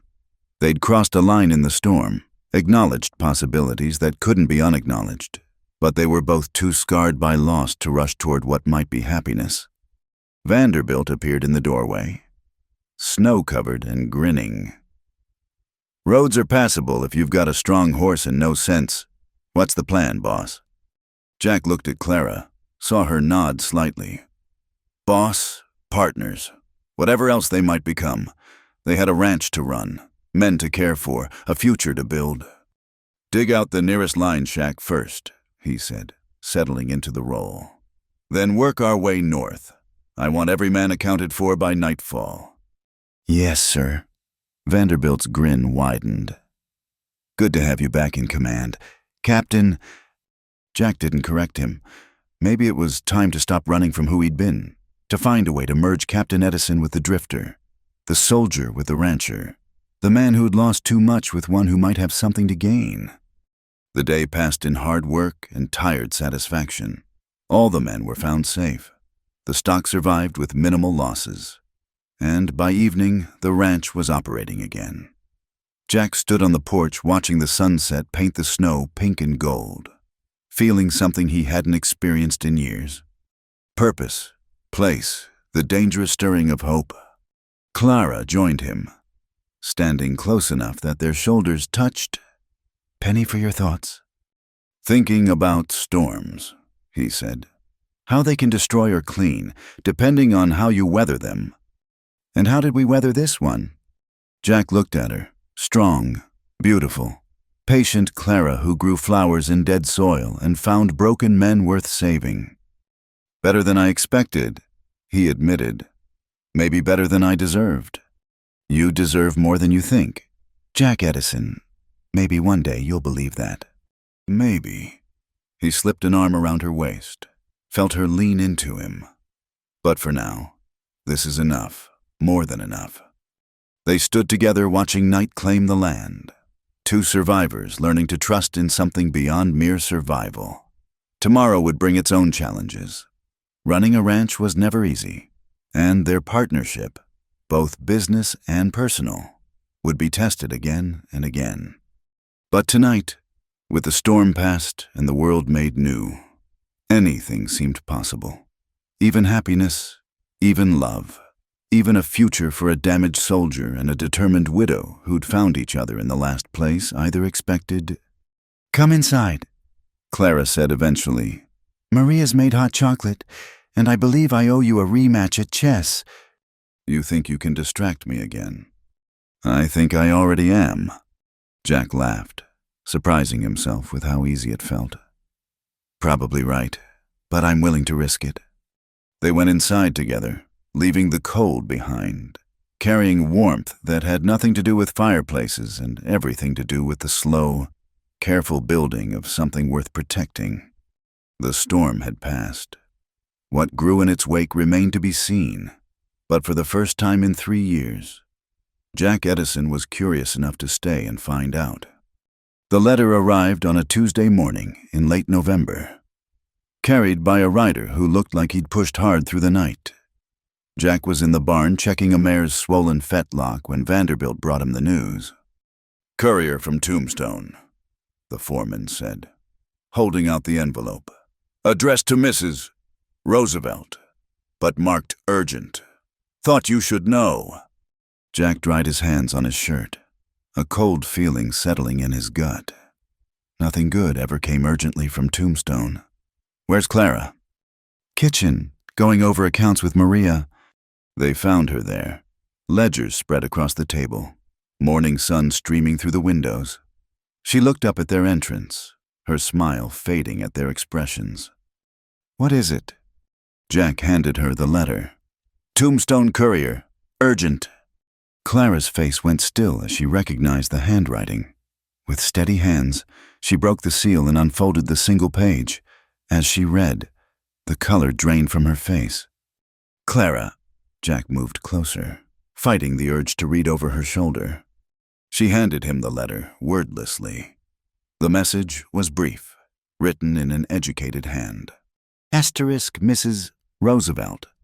Asterisk, your husband's death was not about water rights or railroads. It was about what he found in the southern mine. Hamilton was a fool who understood nothing. Asterisk, if you want the truth, come to Tombstone. Birdcage Theater, December 1st, midnight. Come alone, or the truth dies with me. Asterisk, the debt remembers. Asterisk, J. Morgan, asterisk. J. Morgan, Vanderbilt muttered. John Pierpont Morgan, the financier. Could be anyone using that name, Jack said, though his instinct screamed otherwise. He looked at Clara. You're not going. Of course I'm going. Her chin came up in that stubborn way he'd learned meant trouble. This is what I've been waiting for. It's a trap. Has to be. Come alone, to Tombstone. Might as well paint a target on your back. Then what do you suggest? Ignore it. Let the truth about Theodore's death stay buried. She stood, pacing to the window. I can't do that. Jack, I won't. I'm not saying ignore it. I'm saying we approach it smart. Together. The letter says alone. The letter says a lot of things. Doesn't mean we have to follow orders from someone who won't even use their real name. Clara turned to him, and he saw the conflict in her eyes. What if they're watching? What if going with backup means losing the only chance to understand why Theodore died? What if going alone means joining him? The harsh words hung between them. Vanderbilt cleared his throat uncomfortably. I'll just go check on that mare, he said, retreating. When they were alone.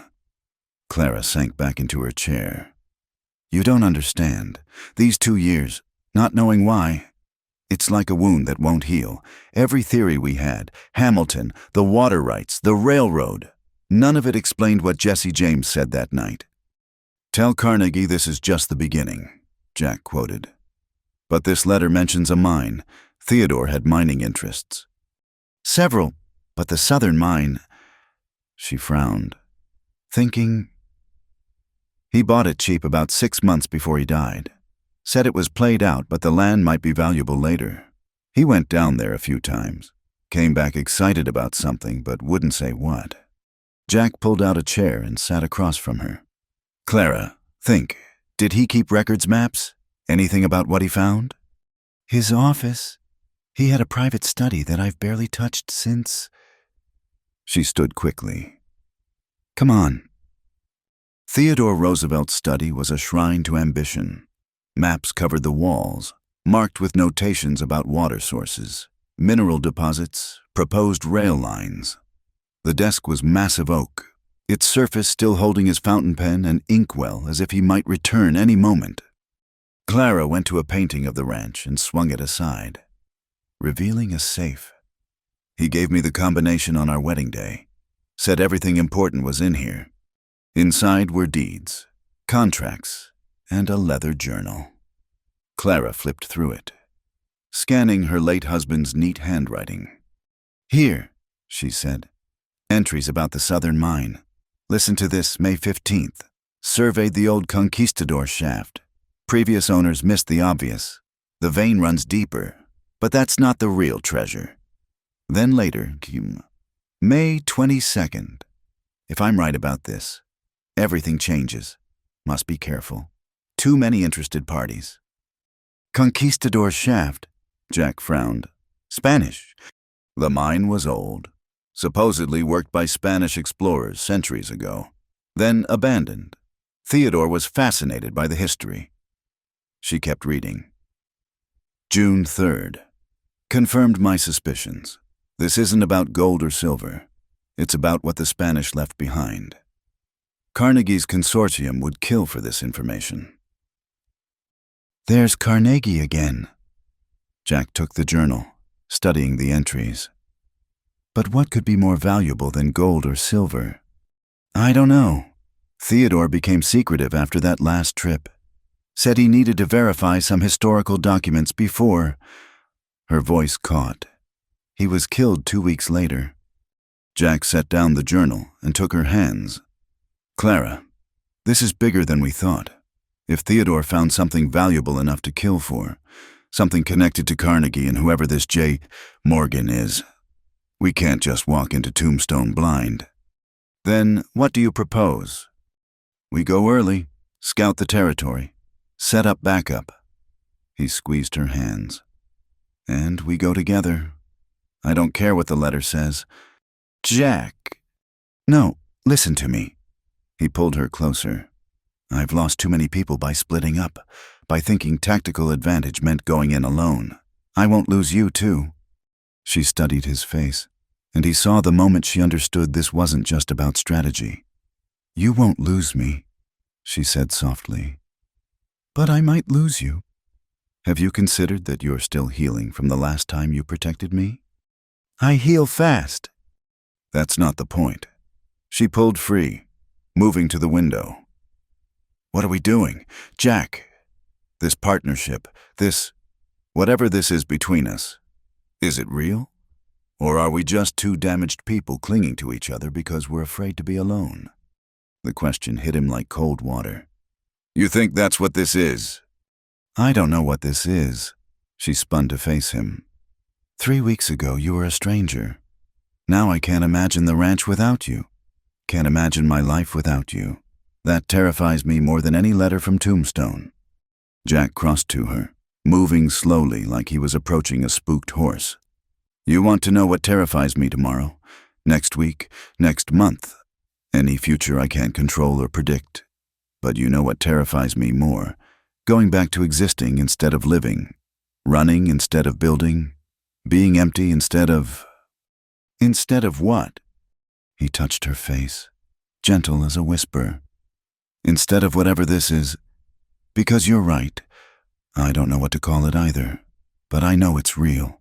Real enough that I'll follow you to Tombstone or hell itself if that's what it takes to keep you safe. She leaned into his touch. That's not your job, keeping me safe. No, but it's my choice. There's a difference. They stood there, forehead to forehead, breathing the same air.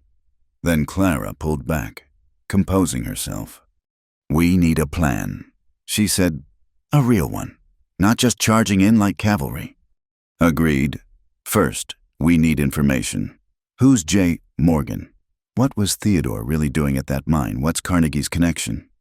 I might be able to help with that, Vanderbilt said from the doorway. Both Jack and Clara startled. Neither had heard him approach. The foreman looked apologetic. Sorry for eavesdropping, but if you're heading to Tombstone, you'll need all the help you can get. What do you know? Clara asked. Not much, but maybe enough. Theodore had me hire some special guards for his last trip to the mine. Tough men, discreet. One of them survived. Samuel Clemens. Goes by Mark Twain now. Writes for the newspapers in Virginia City. He might remember something. Can you find him? Already sent a rider. If Clemens is still in Virginia City, we'll hear back within 3 days. Jack nodded approvingly. Good. What else?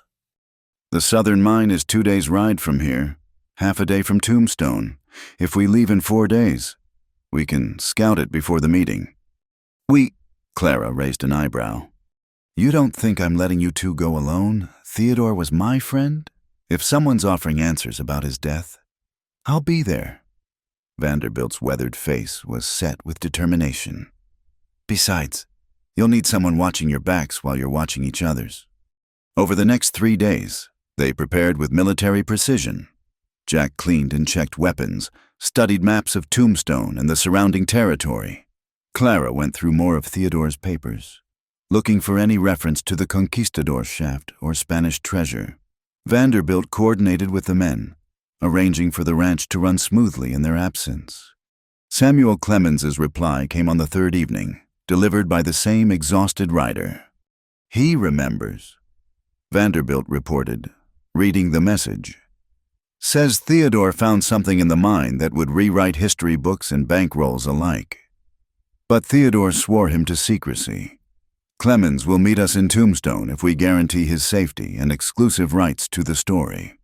Newspaper men, Jack muttered, always looking for an angle. We need him. Clara said, tell him yes. That night, Jack couldn't sleep.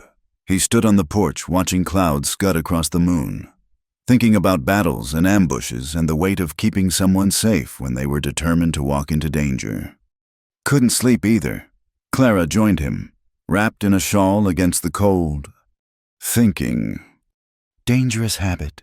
She leaned against the railing beside him, having second thoughts, third and fourth thoughts, But not about going, about what we might find. He glanced at her. What if the truth about Theodore's death is worse than not knowing? How could it be worse? He's gone. Nothing we learn can change that. But it might change how you remember him. What if he was involved in something questionable? What if Hamilton and the others were just the visible part of something bigger? Clara was quiet for a long moment. Then I'll deal with that truth when it comes. But Jack, I need to know. Can you understand that the not knowing is its own kind of poison? I understand. He slipped an arm around her.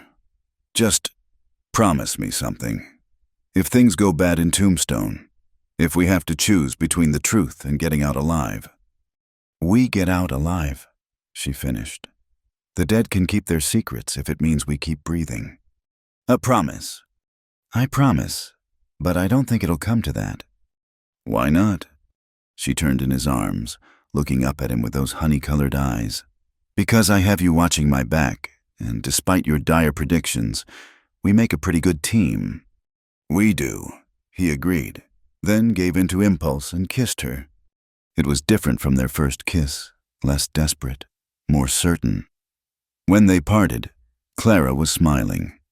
For luck, she said. We'll need more than luck in Tombstone. Then it's good we have more than luck. We have each other. And Vanderbilt, and apparently a newspaper man with a colorful pseudonym. Jack laughed despite his worries. When you put it that way, how can we lose? They set out at dawn. A party of 6 Jack, Clara, Vanderbilt, and 3 of the ranch's best men. The weather held clear but cold, and they made good time across the desert. As they rode, Jack found himself watching Clara, noting how comfortable she'd become in the saddle, how naturally she took to this hard life. You're staring, she said without turning. Admiring, he corrected. There's a difference. Is there now? She glanced back with a smile. And what exactly are you admiring? Your seat, Jack Edison. But she was laughing. And here I thought you were a gentleman. Former officer and current rancher. Gentlemen need not apply. Their banter continued throughout the day, lightening the mood despite the serious nature of their journey. But as they neared the southern mine on the second day, tension crept back in. The mine entrance was little more than a hole in the hillside. Weathered timber framing that looked ready to collapse. Warning signs in English and Spanish decorated the area, along with more recent additions in Theodore's hand, property of Roosevelt Ranch, no trespassing. Friendly place, Vanderbilt observed. They dismounted, Jack insisting on going in first. The shaft descended at a steep angle, requiring ropes and careful footing. About 50 feet down, it opened into a natural cavern. Mary, mother of... Vanderbilt breathed. The cavern walls were covered in paintings, not Native American, but older, Spanish conquistadors and priests, maps and symbols, and what looked like inventories written in faded ochre. Theodore was right. Clara whispered, This isn't about mining, it's about history. Jack studied the paintings with growing unease. Look at these symbols. Catholic imagery mixed with something else. And these numbers... Coordinates, Clara realized. They're map coordinates. But for what? For the greatest treasure in the New World, a new voice said. They spun to find a well-dressed man standing at the cavern entrance. Several armed followers behind him. He was young, perhaps 30. With the kind of pale intensity that suggested more time with ledgers than landscapes. J. Morgan, I presume, Clara said coolly. John Pierpont Morgan, at your service. He descended into the cavern with surprising grace. Though I prefer JP. And you must be the infamous widow Roosevelt. Your husband spoke of you often. You knew Theodore. We were business associates. Briefly. Until he decided his scruples were worth more than profit. Morgan gestured at the walls. Do you understand what you're looking at? Spanish colonial artifacts, Jack said, hand resting on his gun. Oh, Captain Edison, so martial, so limited in vision.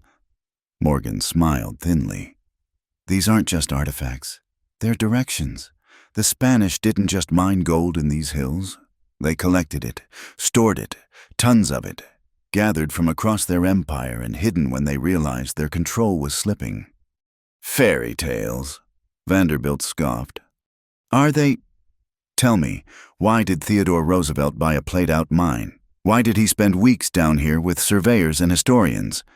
Morgan pulled out a journal. Theodore's journal, Jack realized with a start. Because he found what Spanish researchers have sought for centuries, the location of the cache of Coronado. Enough gold to buy a state, or a railroad, or an empire. You killed him for gold. Clara's voice was deadly quiet. I didn't kill anyone. Hamilton was a blunt instrument who thought this was about water rights. Your husband was killed because he refused to share the location. He decoded the maps. You see, brilliant man, but stubborn. So you're, what, offering to share? Jack kept his voice level. Out of the goodness of your heart. Morgan laughed. Hardly. I'm offering a trade. The coordinates your husband discovered for your lives. Simple economics. We don't have any coordinates. Clara said, No, but you have his other journal. The one he kept hidden. The one with his translations and calculations. Morgan's smile was predatory. Did you think I asked you here for conversation? You brought it with you? Insurance, perhaps, or bait. Jack cursed internally. Of course Clara had brought the journal. She'd hidden it in her saddlebags, thinking... Even if we did, Clara said, why would we trust you? You're connected to Hamilton, to Jesse James, to Theodore's death. Connected. My dear woman, I'm trying to clean up their mess. Hamilton was supposed to negotiate, not murder. Jesse James was his error, not mine. I want the treasure. Yes, but I'm a businessman, not a killer. He spread his hands. Give me the journal, and you all ride away. Refuse. And you'll kill us here, Jack finished. Not great incentive. Kill you? Why would I do that? No. If you refuse, I'll simply outbid you for your ranch when the bank forecloses next month. Oh, did you not know about your late husband's loans? Quite substantial. Due in full December 15th. Clara went white. What loans? The ones he took to buy survey equipment, to hire researchers, to chase his dream of Spanish gold. Nearly $40,000, secured against the ranch. Morgan pulled out papers. I've already bought the notes from the bank. Cooperation gets them forgiven. Refusal gets us nothing but what we already had. Jack said, the ranch was already at risk. Theodore never said... Clara's voice was faint. He never mentioned loans. Men and their pride. Morgan said sympathetically. He thought he'd find the treasure and repay everything before you knew. Instead, he died. And here we are. Jack saw Clara swaying and steadied her. The betrayal of hidden debt on top of everything else was almost too much. We need proof, Vanderbilt demanded. Not just your word. Morgan handed over the papers. They looked legitimate. Theodore's signature, bank seals, everything. The journal. Clara said quietly, it's in my left saddlebag. Take it. Clara, no, Jack protested. The ranch matters more than treasure we'll never find. She looked at Morgan. Take it and go. But if you've lied about any of this... I'm many things, Mrs. Roosevelt, but not a liar. Bad for business. Morgan nodded to his men. Who fetched the journal? He flipped through it greedily. Excellent. Yes, this is what we need. The debts, Clara prompted. Morgan pulled out more papers, already prepared. Sign these. The debt's transferred to me, and you'll never hear from me again. Clara signed with a steady hand. When it was done, Morgan tipped his hat. A pleasure doing business. Oh, and about Tombstone, I'd skip that appointment. The invitation wasn't mine, and whoever sent it doesn't have your best interests at heart. He paused at the entrance. Your husband was a good man, Mrs. Roosevelt. Wrong place, wrong time, wrong partners. Don't make his mistakes. Then he was gone, leaving them in the painted cave with Spanish ghosts and broken dreams. Clara, Jack started. Don't. She walked out of the cave, back straight. Every inch the Boston society woman trained never to show weakness in public. They made camp that night in silence, each lost in thought. Jack wanted to comfort Clara, but she'd withdrawn behind walls he didn't know how to scale. $40,000. The ranch at risk. Theodore keeping secrets that might have destroyed everything they'd built. We could try to find it ourselves. Vanderbilt suggested over dinner. The treasure. Theodore found it once. With months of research we don't have. Clara said flatly. And $40,000 due in 3 weeks. The cattle drive to Kansas. One of the hands suggested.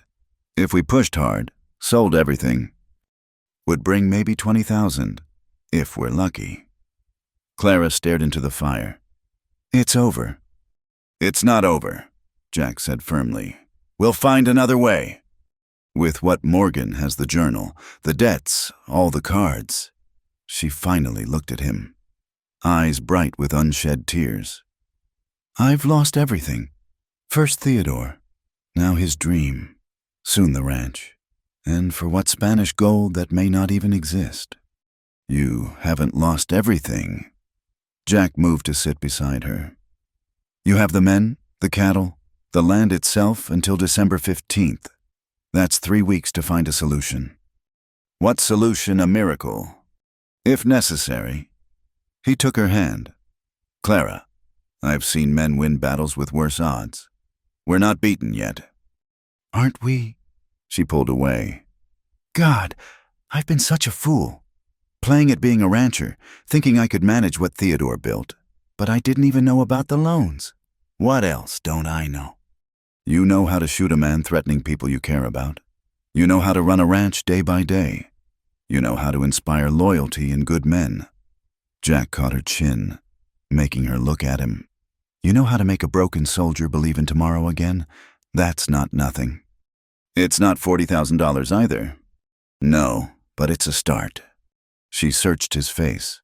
Why aren't you running? This isn't your debt, your failure. You could leave tonight and no one would blame you. You would. No, I'd understand. It's what I'd do if I could. She laughed bitterly. Maybe I should have stayed in Boston, married some banker's son and hosted tea parties. And died inside within a year. Jack pulled her close despite her resistance.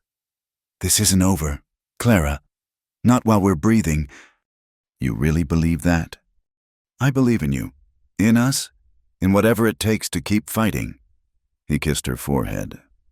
We'll go to Tombstone tomorrow. See who else is playing this game. Then we'll figure out how to win it. Or die trying. Preferably not. I've gotten attached to living lately. That earned him a small smile. All right, Captain, one more battle. But if we're walking into an ambush, then we'll fight our way out. Together. She finally relaxed against him. Together. They stayed that way as the fire burned low and the desert night wrapped around them. Tomorrow would bring whatever it brought. Danger. Answers. Maybe death. But tonight, they had each other and the stubborn refusal to surrender that had kept them both alive this long. The painted cave kept its secrets. The Spanish gold remained hidden. And somewhere in Tombstone, another player waited with another piece of the puzzle that had killed Theodore Roosevelt and now threatened everything he'd built. But Clara Roosevelt and Jack Edison had faced worse odds. They'd survived loss and bullets and their own broken places. Whatever came next, they'd meet it standing. The desert stars watched, ancient and indifferent, as two souls prepared for a battle they couldn't afford to lose. Tombstone rose from the desert like a fever dream of prosperity and violence, its streets teeming with miners, gamblers, and those who preyed on both. Jack kept Clara close as they navigated the crowds, his hand never far from his gun. The Birdcage Theater squatted on Allen Street like a painted vulture, its garish facade promising earthly delights and hiding earthly dangers. "Clemens is meeting us at the Oriental first," Vanderbilt said, scanning the street with practiced eyes. "Said he'd have information." They found Samuel Clemens, Mark Twain, holding court at a corner table, regaling a crowd with some outrageous story involving a jumping frog. He spotted them and waved them over, his eyes sharp despite the whiskey glass in his hand. "Mrs. Roosevelt," he said, standing with surprising grace. "You look remarkably like your husband, same determination around the eyes." "Mr. Clemens, thank you for coming. Wouldn't miss it. Your husband was one of the few honest men I've met in these territories. Deserves better than what he got." He glanced around, then leaned in. "We should talk privately. Too many years in Tombstone, and they're all for sale." They relocated to a private room above the saloon. Clemens poured drinks all around, then settled back with the air of a man about to tell a story. "Theodore hired me and 3 others to guard him on that last trip to the mine. Paid well, too. Said he was confirming a historical discovery that would change everything." He took a sip of whiskey. "Spent 3 days down in that cave, copying those Spanish paintings, taking measurements. Excited as a kid at Christmas." "Did he find the treasure?" Clara asked. "Found something. The last night, he came out of the mine with this look like a man who'd seen God and the devil shaking hands. Said he'd solved it, found the key." Clemens pulled out a folded paper. "Gave me this. Said if anything happened to him, I should get it to someone who'd understand its importance." Jack took the paper. It was covered in Theodore's handwriting, numbers, symbols, fragments of Spanish text. "It's a cipher." Clara breathed. "Theodore loved puzzles. This is how he'd protect important information. Can you solve it?" "Maybe, given time." She studied the markings. "But Mr. Clemens, who else knew about Theodore's discovery?" "That's the interesting part. We were followed back to town, professional-like, staying just out of sight. Theodore knew it too. That last night, he was nervous, kept saying he needed to secure the ranch first, make sure you were protected before he announced anything." "Protected from what?" Jack asked. "From what gold does to men, from the war that would come when word got out about Spanish treasure hidden in Arizona." Clemens refilled his glass. "Your husband understood power. Mrs. Roosevelt. He knew that treasure wouldn't just make him rich, it would make him a target. So he tried to get ahead of it, secure alliances, make arrangements." "The loans," Clara said quietly. "He borrowed money to buy protection, political influence. Smart woman. Yes, he was building a network. Judges, legislators, even some federal contacts. But someone got to him first. Morgan said Hamilton was just a tool, that Jesse James was Hamilton's mistake," Jack said. "Morgan's a snake, but he's right about that. Hamilton was small time, thought it was about water and cattle. Someone else was pulling strings." Clemens glanced at the window where night was falling. "Which brings us to tonight. You planning to keep that midnight appointment?" "Against my better judgment, yes," Jack said. "Then you'll want backup. Lucky for you. I didn't come alone." Clemens grinned. "Wyatt Earp owes me a favor. He and his brothers are downstairs, ready to earn their drinking money." "The Earps," Vanderbilt looked impressed. "That's serious firepower." "For serious trouble. Someone went to a lot of effort to get you here, Mrs. Roosevelt. Either they want to help, or they want you silenced. Either way, best to have insurance." They spent the next hours planning. The Birdcage Theater had multiple entrances, balconies, and enough shadows to hide an army. Jack sketched layouts from memory while Wyatt Earp, a solid man with cold eyes, added details. "Morgan Earp will take the back door," Wyatt said. "Virgil covers the balcony. I'll be in the main theater. Your men mix with the crowd. Nobody moves until we know what we're dealing with." "And if it's a trap?" Clara asked. "Then we spring it right back on them." Wyatt smiled thinly. Wouldn't be the first time the Birdcage saw gunplay. As midnight approached, they took their positions. Jack wanted to go with Clara, but she insisted on following the letter's instructions.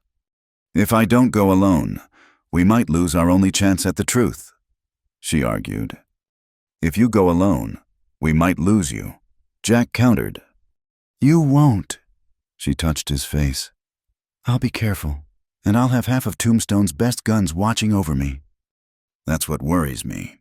The other half might be against us." She kissed him quickly. "Trust me. Trust us." Jack watched her enter the Birdcage Theater, every instinct screaming warnings.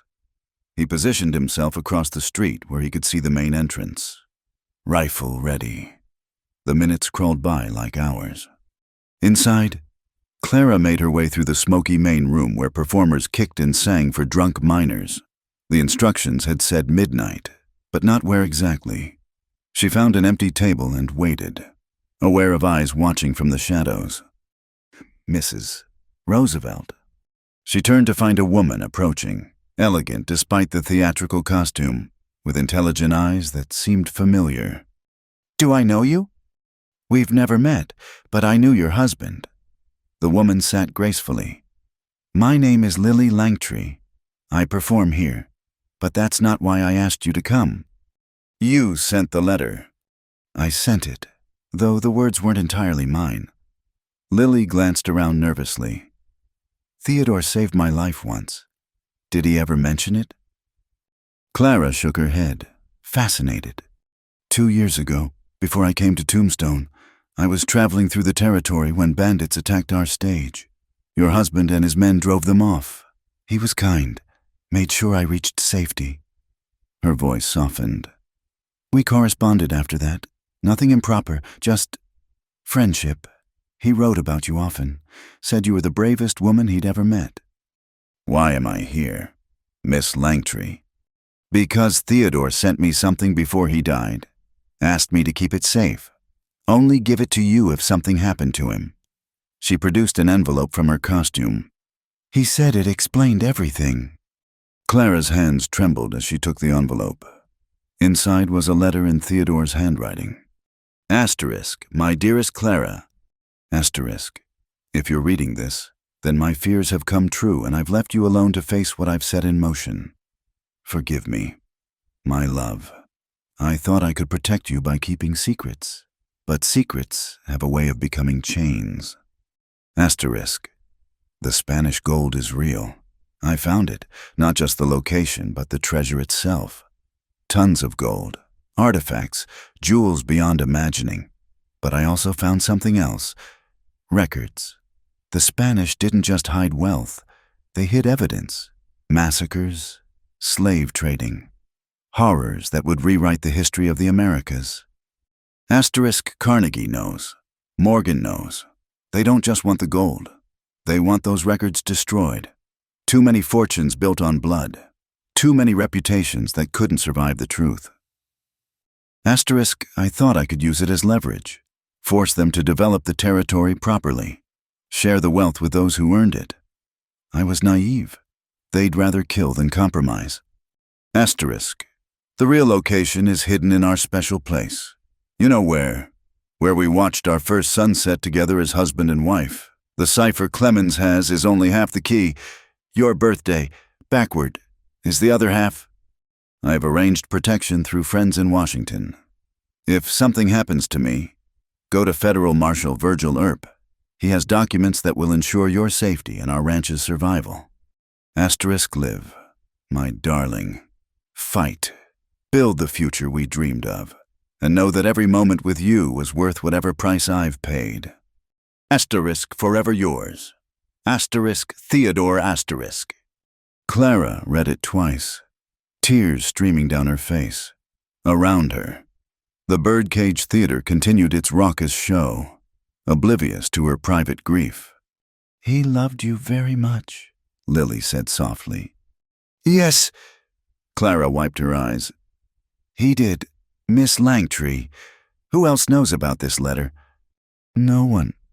I've kept it secret, as he asked, but... She hesitated. There's something else. Someone's been asking about me, about my connection to Theodore. A man named Andrew Carnegie himself. He's in Tombstone tonight. Clara's blood ran cold. Carnegie is here. Before Lily could answer, shots rang out from the street. The theater erupted in chaos as people dove for cover or ran for exits. Clara grabbed Lily's hand. Come on, stay with me. They pushed through the panicking crowd toward the main entrance.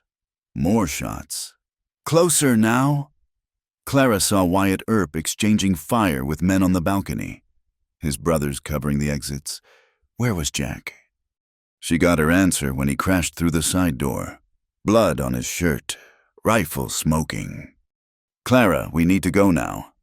Jack, you're hurt. Not mine. Vanderbilt took one in the leg. Can't find who's shooting at us. They're using the crowd. He spotted Lily. Who's this? A friend. She comes with us. Jack didn't argue. They fought their way to the back exit where Virgil Earp was holding the door. Marshall, Clara gasped. Theodore said you had documents. Later, Virgil snapped off 2 shots. Right now, we move. They spilled into the alley where horses waited. Vanderbilt was already mounted. Leg roughly bandaged, face pale but determined. They rode hard through Tombstone's dark streets, more shots following them into the desert. Miles from town, they finally stopped to breathe and take stock. Jack examined Vanderbilt's wound by firelight, clean through the meat, painful but not fatal if kept clean. Who was shooting at us? Clara demanded. Carnegie's men, most like. Wyatt said. Saw some Pinkertons in town earlier. Professional guns. Carnegie himself is in Tombstone. Clara said. Miss Langtry saw him. Then we've stirred up a hornet's nest. Jack looked at Virgil. Marshall, Theodore Roosevelt said you had documents that would protect his widow. Virgil nodded slowly. I do. Federal warrant for Carnegie's arrest on charges of conspiracy and murder. But I needed proof to execute it. Something concrete tying him to Roosevelt's death. I have it. Clara held up Theodore's letter. He names Carnegie specifically, and I know where the evidence is hidden. The special place. Jack said, Your first sunset, that's the overlook where you offered me the partnership.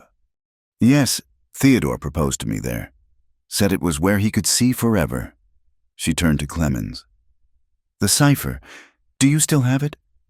He produced the paper. Clara studied it by firelight, working through the code with her birthday reversed as the key. Letters became numbers. Numbers became coordinates. Got it, she breathed. It's not just one location. It's 3. The gold is divided. Smart. Even if someone found one cache, they wouldn't get everything. We need to move fast, Virgil said. Carnegie won't give up. He'll come after you with everything he's got. Let him come, Jack said grimly. We'll be ready. They made camp in a defensible canyon, posting guards. Lily Langtry proved surprisingly adaptable, helping tend Vanderbilt's wound without complaint. As dawn approached, they held a war council. We split up, Jack proposed. Clara and I retrieve whatever Theodore hid at the overlook. Wyatt, you and your brothers take Vanderbilt back to the ranch. Gather more men. Virgil, how fast can you get federal reinforcements? 2 days if I push hard to the telegraph at Benson. Do it. We'll meet back at the ranch in 3 days. Carnegie won't wait, Wyatt warned. He'll hit the ranch while you're gone. Then we'd better hurry. Clara stood, dust-covered but determined. Mr. Clemens, I'm trusting you to get Miss Langtry somewhere safe. She's risked enough for us. Actually, Lily spoke up, I'd prefer to see this through. Theodore was kind to me. I owe him that much. Jack started to object, but Clara nodded.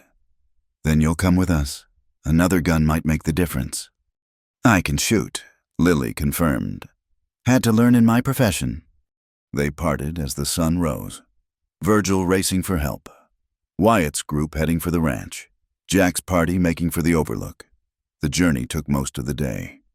Everyone watching for pursuit. The overlook was as Clara remembered, a flat promontory with a spectacular view of the valley. She went straight to a distinctive rock formation. Theodore spent an hour here that day, supposedly admiring the view. But he was always touching this rock. She found the hidden catch, and a section swung open revealing a metal box. Inside were papers, deeds, government documents, and a smaller cipher. More puzzles. Jack muttered. No, look. Clara spread out the deeds. These are land grants, Spanish originals and American transfers. Theodore didn't just find the gold. He found proof of who really owns huge sections of the territory, including Carnegie's holdings. Especially those, according to these, Carnegie's entire territorial empire is built on fraudulent claims. She looked up at Jack. This is what got Theodore killed. Not just gold proof that some of the most powerful men in America are thieves. Evidence that could bring down empires. Clemens said, understanding dawning. Your husband was playing for bigger stakes than anyone realized. The locations. Jack reminded them. We need to secure at least one cache before Carnegie figures this out.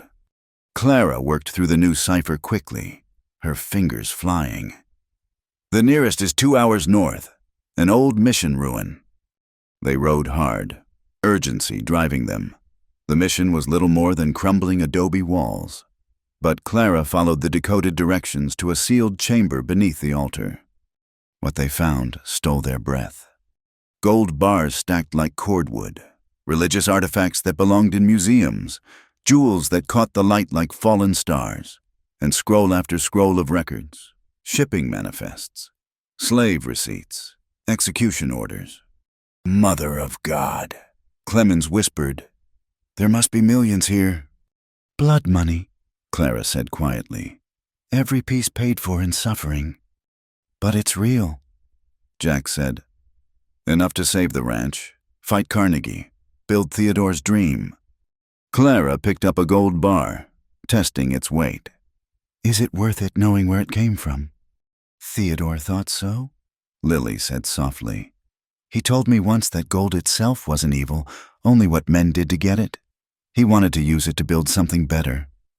Then that's what we'll do. Clara's chin came up in that way Jack loved. We take enough to save the ranch and expose Carnegie. The rest. She looked at the artifacts. The rest goes to museums, to history, to truth.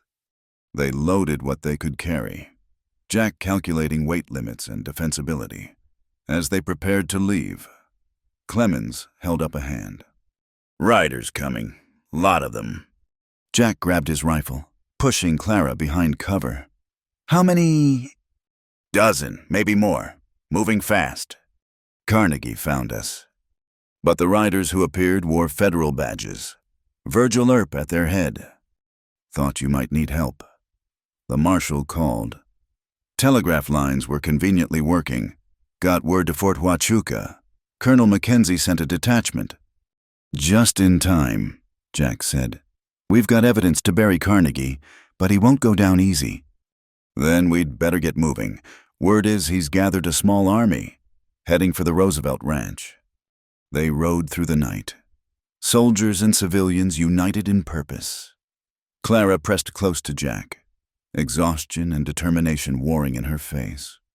Almost there, he told her. One more fight. I'm ready for Theodore, for the future, for us. He squeezed her hand. For us. Dawn was breaking as they crested the ridge overlooking the ranch. What they saw made Clara gasp. The ranch was under siege. Gunsmoke rose from multiple positions where Carnegie's hired guns had the main buildings surrounded. The defenders, Ranch hands and Wyatt's group were holding but outnumbered. "Carnegie's there," Virgil pointed to a cluster of wagons. "Directing it personally." "Then let's end this personally," Jack said. He looked at the federal captain. "Your men take the flanks, break their lines. We'll punch through the center." "That's suicide," the captain protested. "No," Clara said, checking her rifle. "That's justice." They charged as the sun cleared the mountains, federal cavalry thundering down the slope. Carnegie's men, caught between defenders and reinforcements, began to break. Jack and Clara rode straight for Carnegie's position.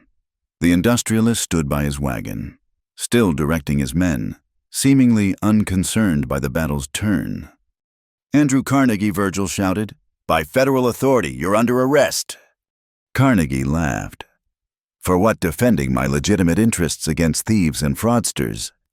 "For murder," Clara said, riding closer. "For conspiracy. For building an empire on lies and blood." "Prove it," Carnegie sneered. Clara threw the Spanish documents at his feet.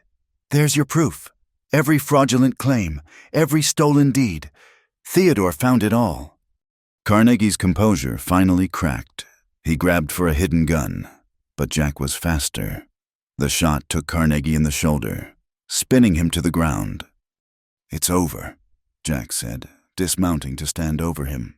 "Your empire, your lies, all of it." Carnegie clutched his wounded shoulder, hatred burning in his eyes. "You think you've won? I have lawyers, judges, senators." "Who'll abandon you the minute these documents go public?" Virgil said. "Rats fleeing a sinking ship." The battle was ending. Carnegie's hired guns surrendering or fleeing. Jack helped Clara down from her horse as ranch hands emerged from cover, cheering. "We did it," she breathed. "We actually did it." "You did it," Jack corrected. "Theodore would be proud." She looked at the ranch, bullet-scarred but standing, defended by loyal men, saved by Spanish gold and American justice. "He would," she agreed. "But I think he'd be prouder of what comes next." "What's that?" She turned in his arms, smiling despite exhaustion and gun smoke. "Building that future he dreamed of, together." Jack kissed her there in the morning light, surrounded by the chaos of victory. They'd won more than a battle. They'd won the right to tomorrow, to dreams built on truth instead of lies.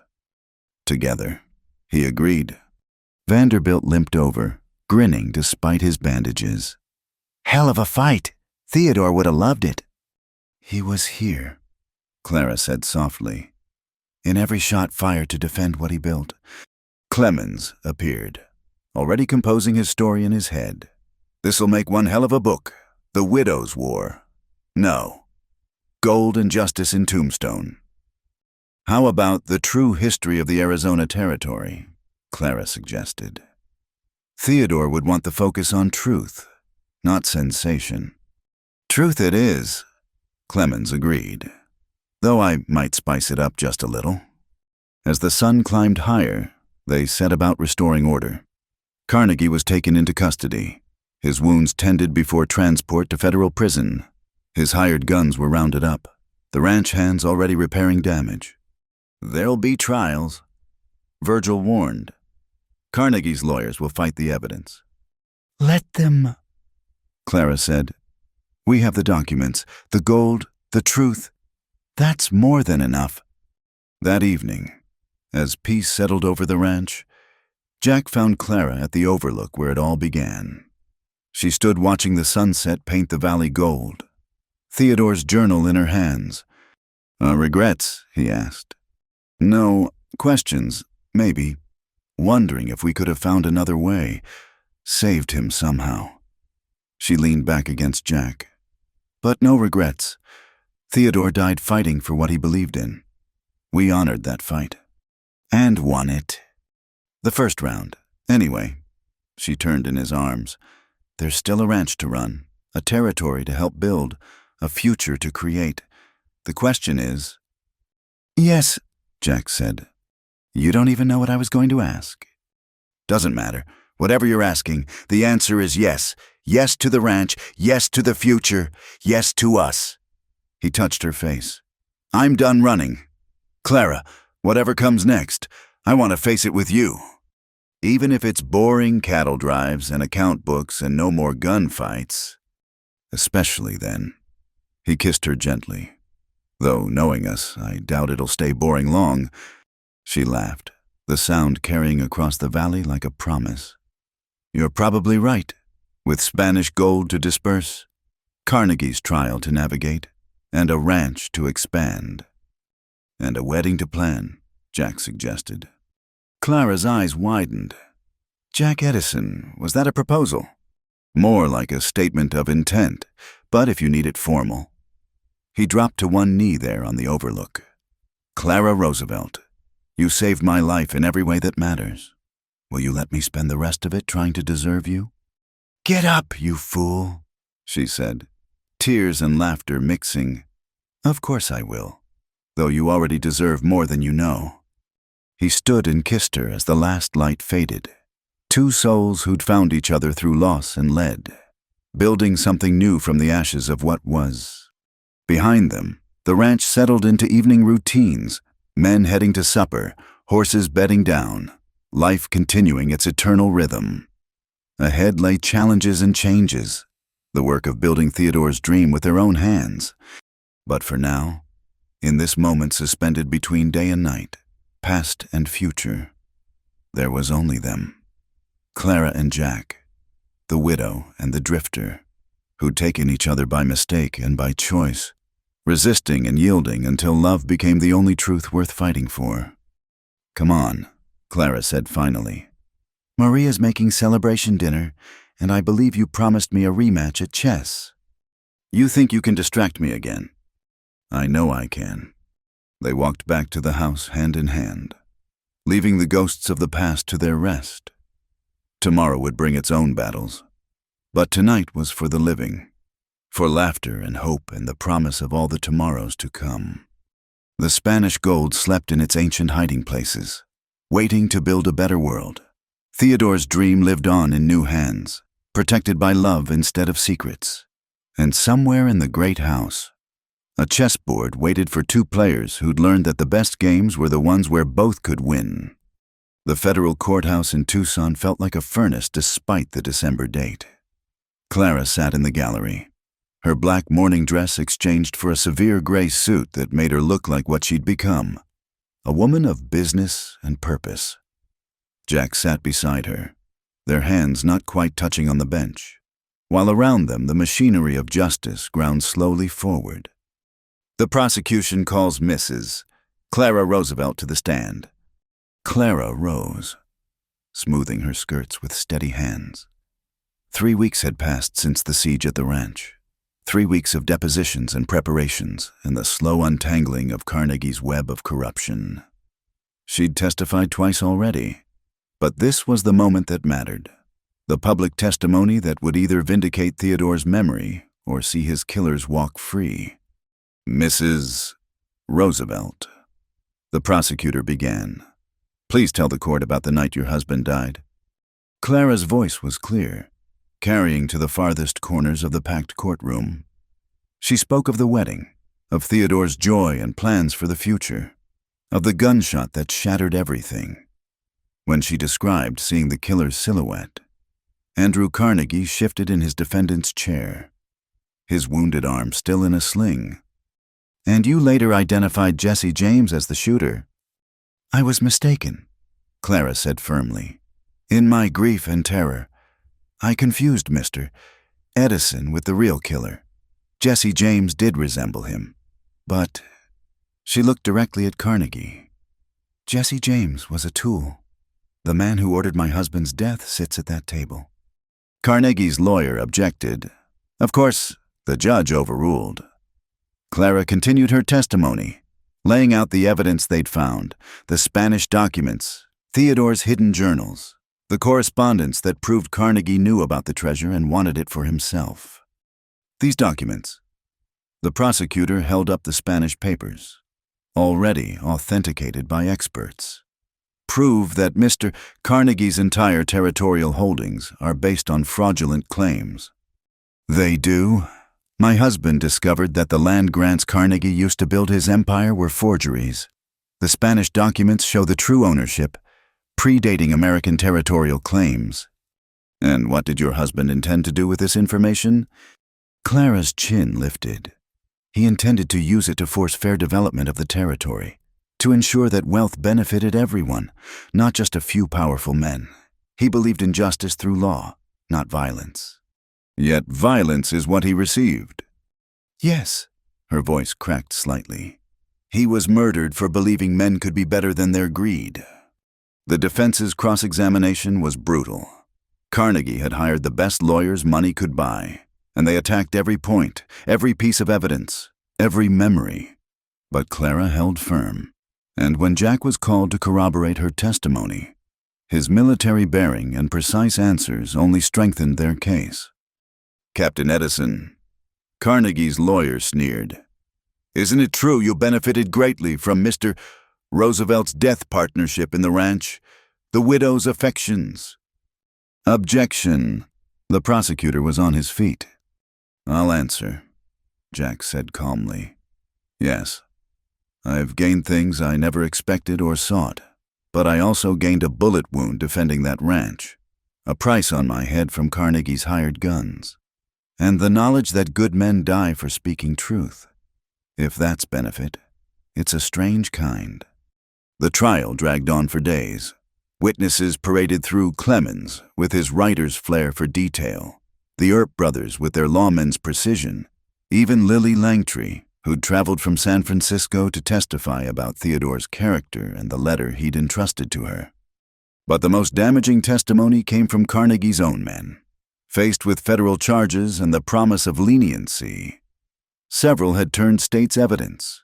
They detailed meetings where Carnegie discussed removing obstacles, payments to Hamilton and Jesse James, plans to seize the Spanish treasure and destroy evidence of his fraudulent claims. On the fifth day, as final arguments began, Clara sat exhausted but resolute. The prosecutor painted a picture of greed and murder, of an empire built on lies that couldn't tolerate truth. The defense countered with talk of circumstantial evidence and unreliable witnesses. Whatever the verdict, Jack murmured, you've already won. The truth is out. The truth isn't justice, Clara replied. Not yet. The jury retired. Hours stretched like days. Clara paced the courthouse halls, Jack a steady presence at her side. Vanderbilt and the ranch hands waited in the gallery, loyal to the end. When the jury finally returned, the foreman stood with a paper that trembled slightly in his hands. On the charge of conspiracy to commit murder, we find the defendant, Andrew Carnegie, guilty. The courtroom erupted. Clara sagged against Jack, tears flowing freely. Carnegie's face went ashen as the judge read the sentence. 25 years in federal prison. Forfeiture of all territorial holdings based on fraudulent claims. It's done, Jack said, holding her close. Theodore has his justice. But Clara shook her head. Not done. Not yet. The aftermath was its own kind of battle. Carnegie's lawyers filed appeals, of course, but his empire crumbled as investors fled and authorities seized assets. The Spanish treasure, carefully catalogued, was divided according to Clara's wishes. Museums received the artifacts, the Catholic Church reclaimed religious items, and enough gold was liquidated to pay all debts against the Roosevelt Ranch, with plenty left to fund Theodore's dreams of development. We could be rich beyond imagining, Vanderbilt pointed out one evening as they reviewed the accounts. That treasure could buy half the territory. It could, Clara agreed, but that's not what Theodore wanted. And it's not what we need. She was right. They kept enough to expand the ranch, to build the school Theodore had planned, to fund irrigation projects that would benefit all the local ranchers. The rest went to a trust, administered by federal authorities, for territorial development. You're giving away a fortune, Samuel Clemens said when he visited to gather final details for his book. Most people would think you're crazy. Most people didn't see what greed did to Carnegie. Clara replied, "Besides, we have enough. More than enough." She stood with Jack on the porch, watching sunset paint the valley. The ranch bustled with new activity, construction crews building additions, new hands working the expanded herds, engineers surveying for the irrigation channels. "Any regrets?" Jack asked, slipping an arm around her waist. "About the money, no." She leaned into him. "About other things, some. Such as, I wished Theodore could see this, his dreams coming true." She sighed. "I wish we'd had more time to know each other before everything." "We have time now." "Do we?" She turned to face him. "Jack, there's something I need to tell you." His heart clenched. "You're having second thoughts? About us?"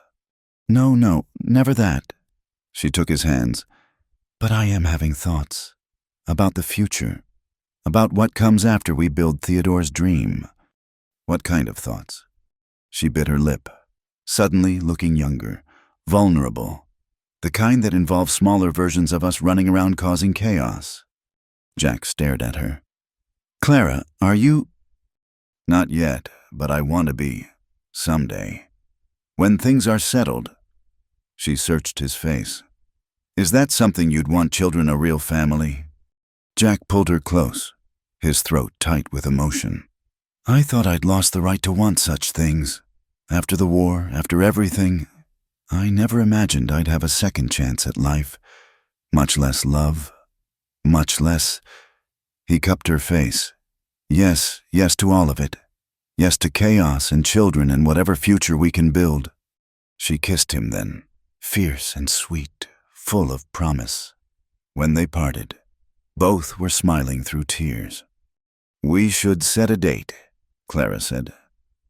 "For the wedding, unless you've changed your mind about that proposal." "Spring," Jack said immediately. "When the desert blooms, a new beginning to match the season. Practical and romantic. I knew there was a reason I loved you."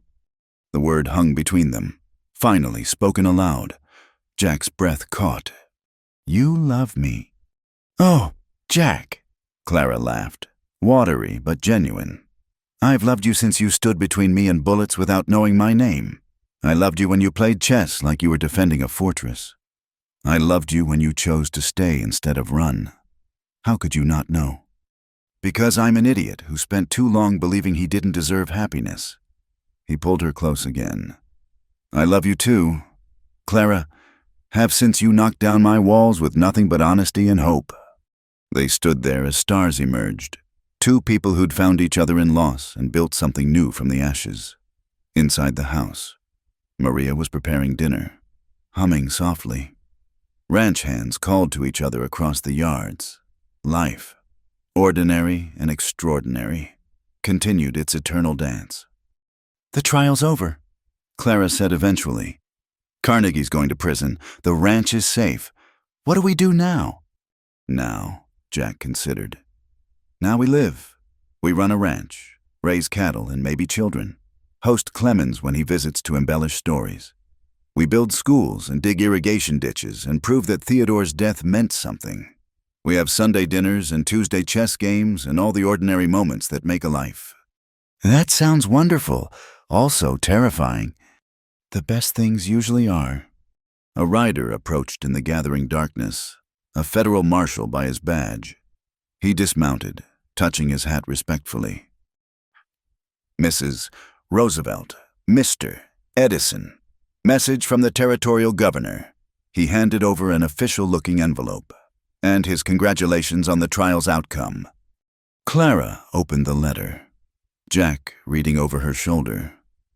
The governor was forming a commission on territorial development, wanted Clara to serve, to help guide the use of the Spanish treasure funds. Public service, Jack mused. Theodore would approve. It means time away from the ranch, meetings in Tucson and Phoenix. "We'll manage, together." Clara folded the letter. "Decision made. I'll accept. For Theodore, for the territory, for the future we're building." The marshal departed with her acceptance. They went inside to dinner, to warmth and companionship, and the simple pleasure of a meal shared with chosen family. Vanderbilt regaled them with stories of the hand's latest misadventures. Maria fussed over wedding preparations. Life, sweet and ordinary, filled the spaces that violence had left empty. Later, as the house settled into sleep, Jack found himself standing in Theodore's former study. Now his and Clara's shared workspace. The map still covered the walls, but new marks showed irrigation projects, school sites, plans for the future. Couldn't sleep. Clara appeared in the doorway, wrapped in a shawl, thinking about how different my life would be if I'd ridden past perdition that day. Emptier, Clara said simply. Lonelier, safer, probably. But what's safety worth without purpose? Wise woman. I learned from a wise man, 2 of them, actually. She moved to the desk where Theodore's picture sat beside their new ledgers. He would have liked you, you know, Theodore. You're alike in many ways, both believers in justice, in building rather than taking. I hope I can honor what he started. You already have. We both have. She touched the picture gently, then turned to Jack. But this is our chapter now, our story to write. Then let's write it well. They stood together in the lamplight, surrounded by maps and dreams and the ghosts of what had been. Tomorrow would bring new challenges. Running a ranch was never simple, and Clara's new political responsibilities would add complexity. There would be drought and storm, difficult decisions and moments of doubt. But there would also be spring weddings and harvest celebrations, children's laughter and quiet evenings, the slow accumulation of memories that make a life worth living. They'd taken each other by mistake, resisted and yielded, fought through blood and betrayal to find something worth keeping.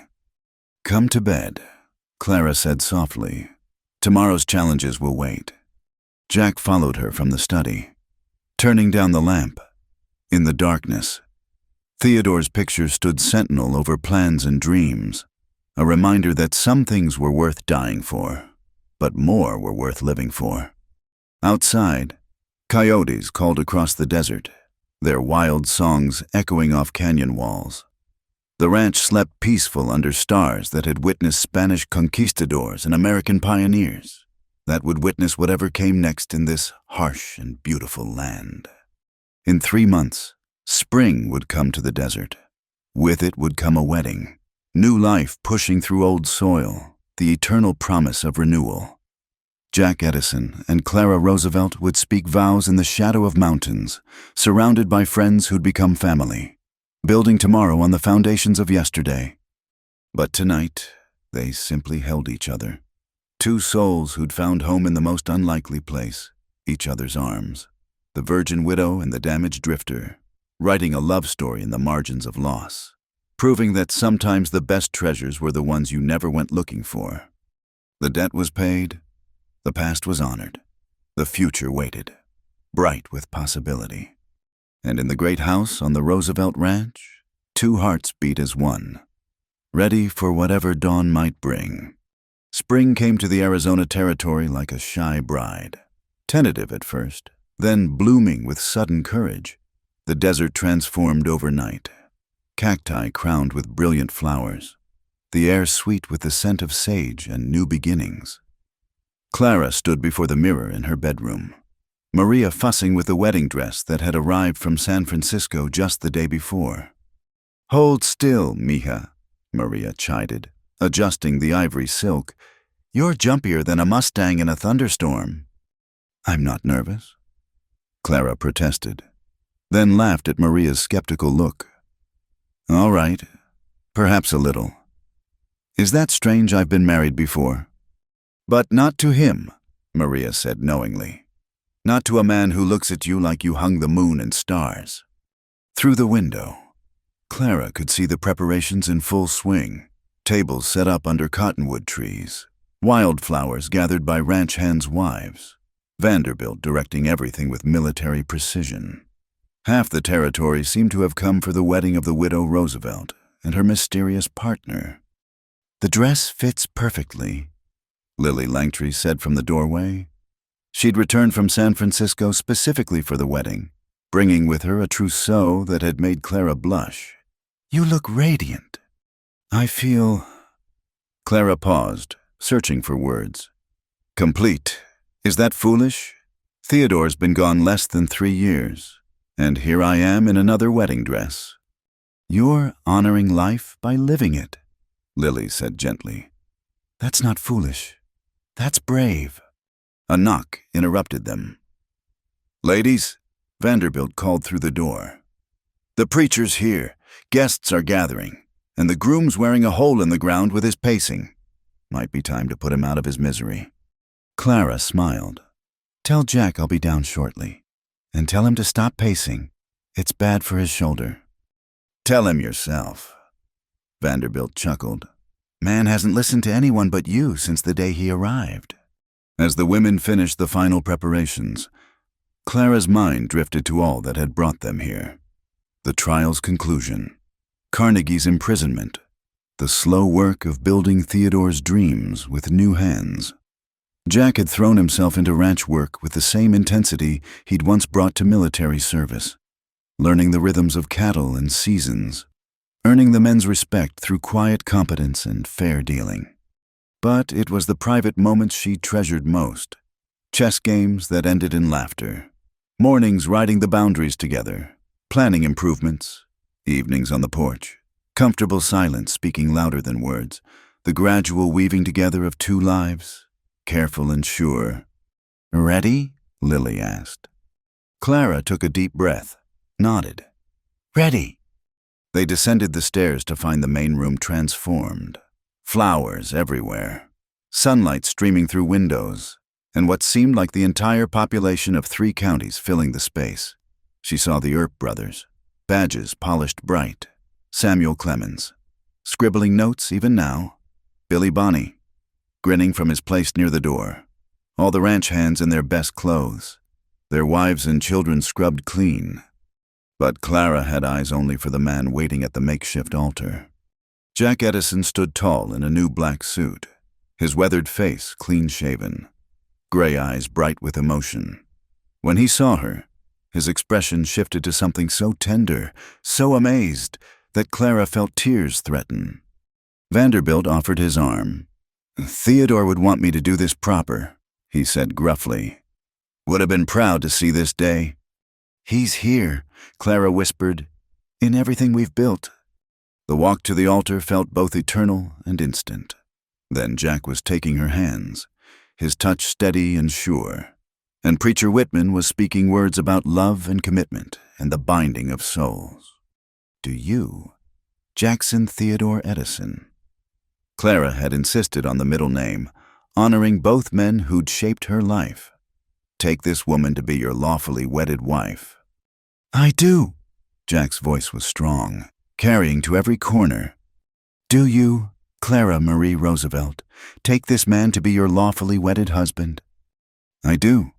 No hesitation, no doubt, just certainty as solid as the mountains. "Then, by the power vested in me by the territory of Arizona, I pronounce you husband and wife." Jack kissed her as cheers erupted, gentle and fierce at once. A promise sealed. When they parted, Clara saw tears on his cheeks matching her own. "No more running," she whispered. "No more running," he confirmed. "You're stuck with me now, Mrs. Edison." "Roosevelt Edison," she corrected with a smile. "A woman's allowed to keep what she's earned." The celebration spilled out onto the ranch grounds. Tables groaned under Maria's feast. Musicians played. Couples danced. Children ran wild between the adults' legs. Clara and Jack moved through it all in a happy daze, accepting congratulations, sharing toasts, building memories. "Speech," Clemens called out as the sun began to sink. "The writer demands words." Jack looked at Clara, who nodded encouragingly. He stood, raising his glass, and the crowd quieted. "I'm not much for speeches," he began. Words come harder than actions for a man like me, but today deserves words, so I'll try. He looked down at Clara. 3 years ago, I was nobody going nowhere. A ghost pretending to be a man. Then I rode into perdition and met a woman growing flowers in dead soil, fighting for justice in a lawless land. He paused, gathering himself. Clara Roosevelt saved my life. Not just from bullets, though she did that too. She saved me from emptiness, from running, from the belief that I didn't deserve anything good. She and Theodore both taught me that building is harder than destroying, that staying is braver than leaving, that love is worth any risk. Jack raised his glass higher. So, here's to Theodore Roosevelt, whose dreams we carry forward. To Clara, who makes those dreams real. To all of you, who stood with us through blood and trials. And to the future, whatever it brings, we'll meet it together. Together! The crowd roared, glasses raising. As the party continued into evening, Clara found a quiet moment with Jack on the porch, the same porch where they'd played chess, planned partnerships, slowly fallen in love. Happy, he asked. Beyond words. She leaned into him. Though I do have one more wedding gift for you. Clara, you've already given me everything. Not quite everything. She took his hand, placed it on her still flat stomach. In about 7 months, you're going to need to learn a whole new set of skills. Jack's eyes widened. You mean?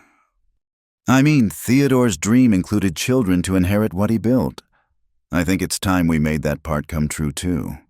He pulled her close, careful as if she were spun glass. Clara, my God, Clara! Are you happy?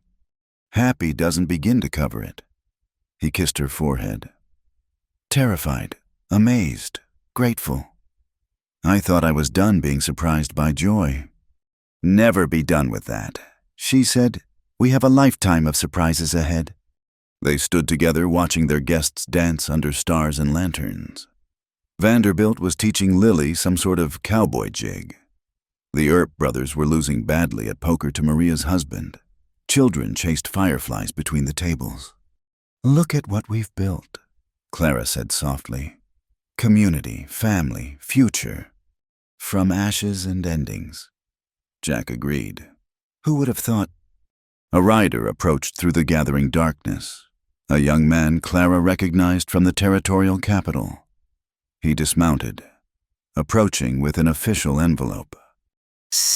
Mrs. Edison from the governor. He sends his congratulations and this. Clara opened it, Jack reading over her shoulder. The territorial legislature had approved funding for the first school in their district. Construction could begin immediately. Theodore's school. Clara breathed. It's really happening. Everything's happening, Jack said. Everything he dreamed. Everything we've planned. It's all coming true. The celebration continued past midnight. Guests bedded down in the bunkhouse or under wagons, the party becoming a community gathering that would be talked about for years.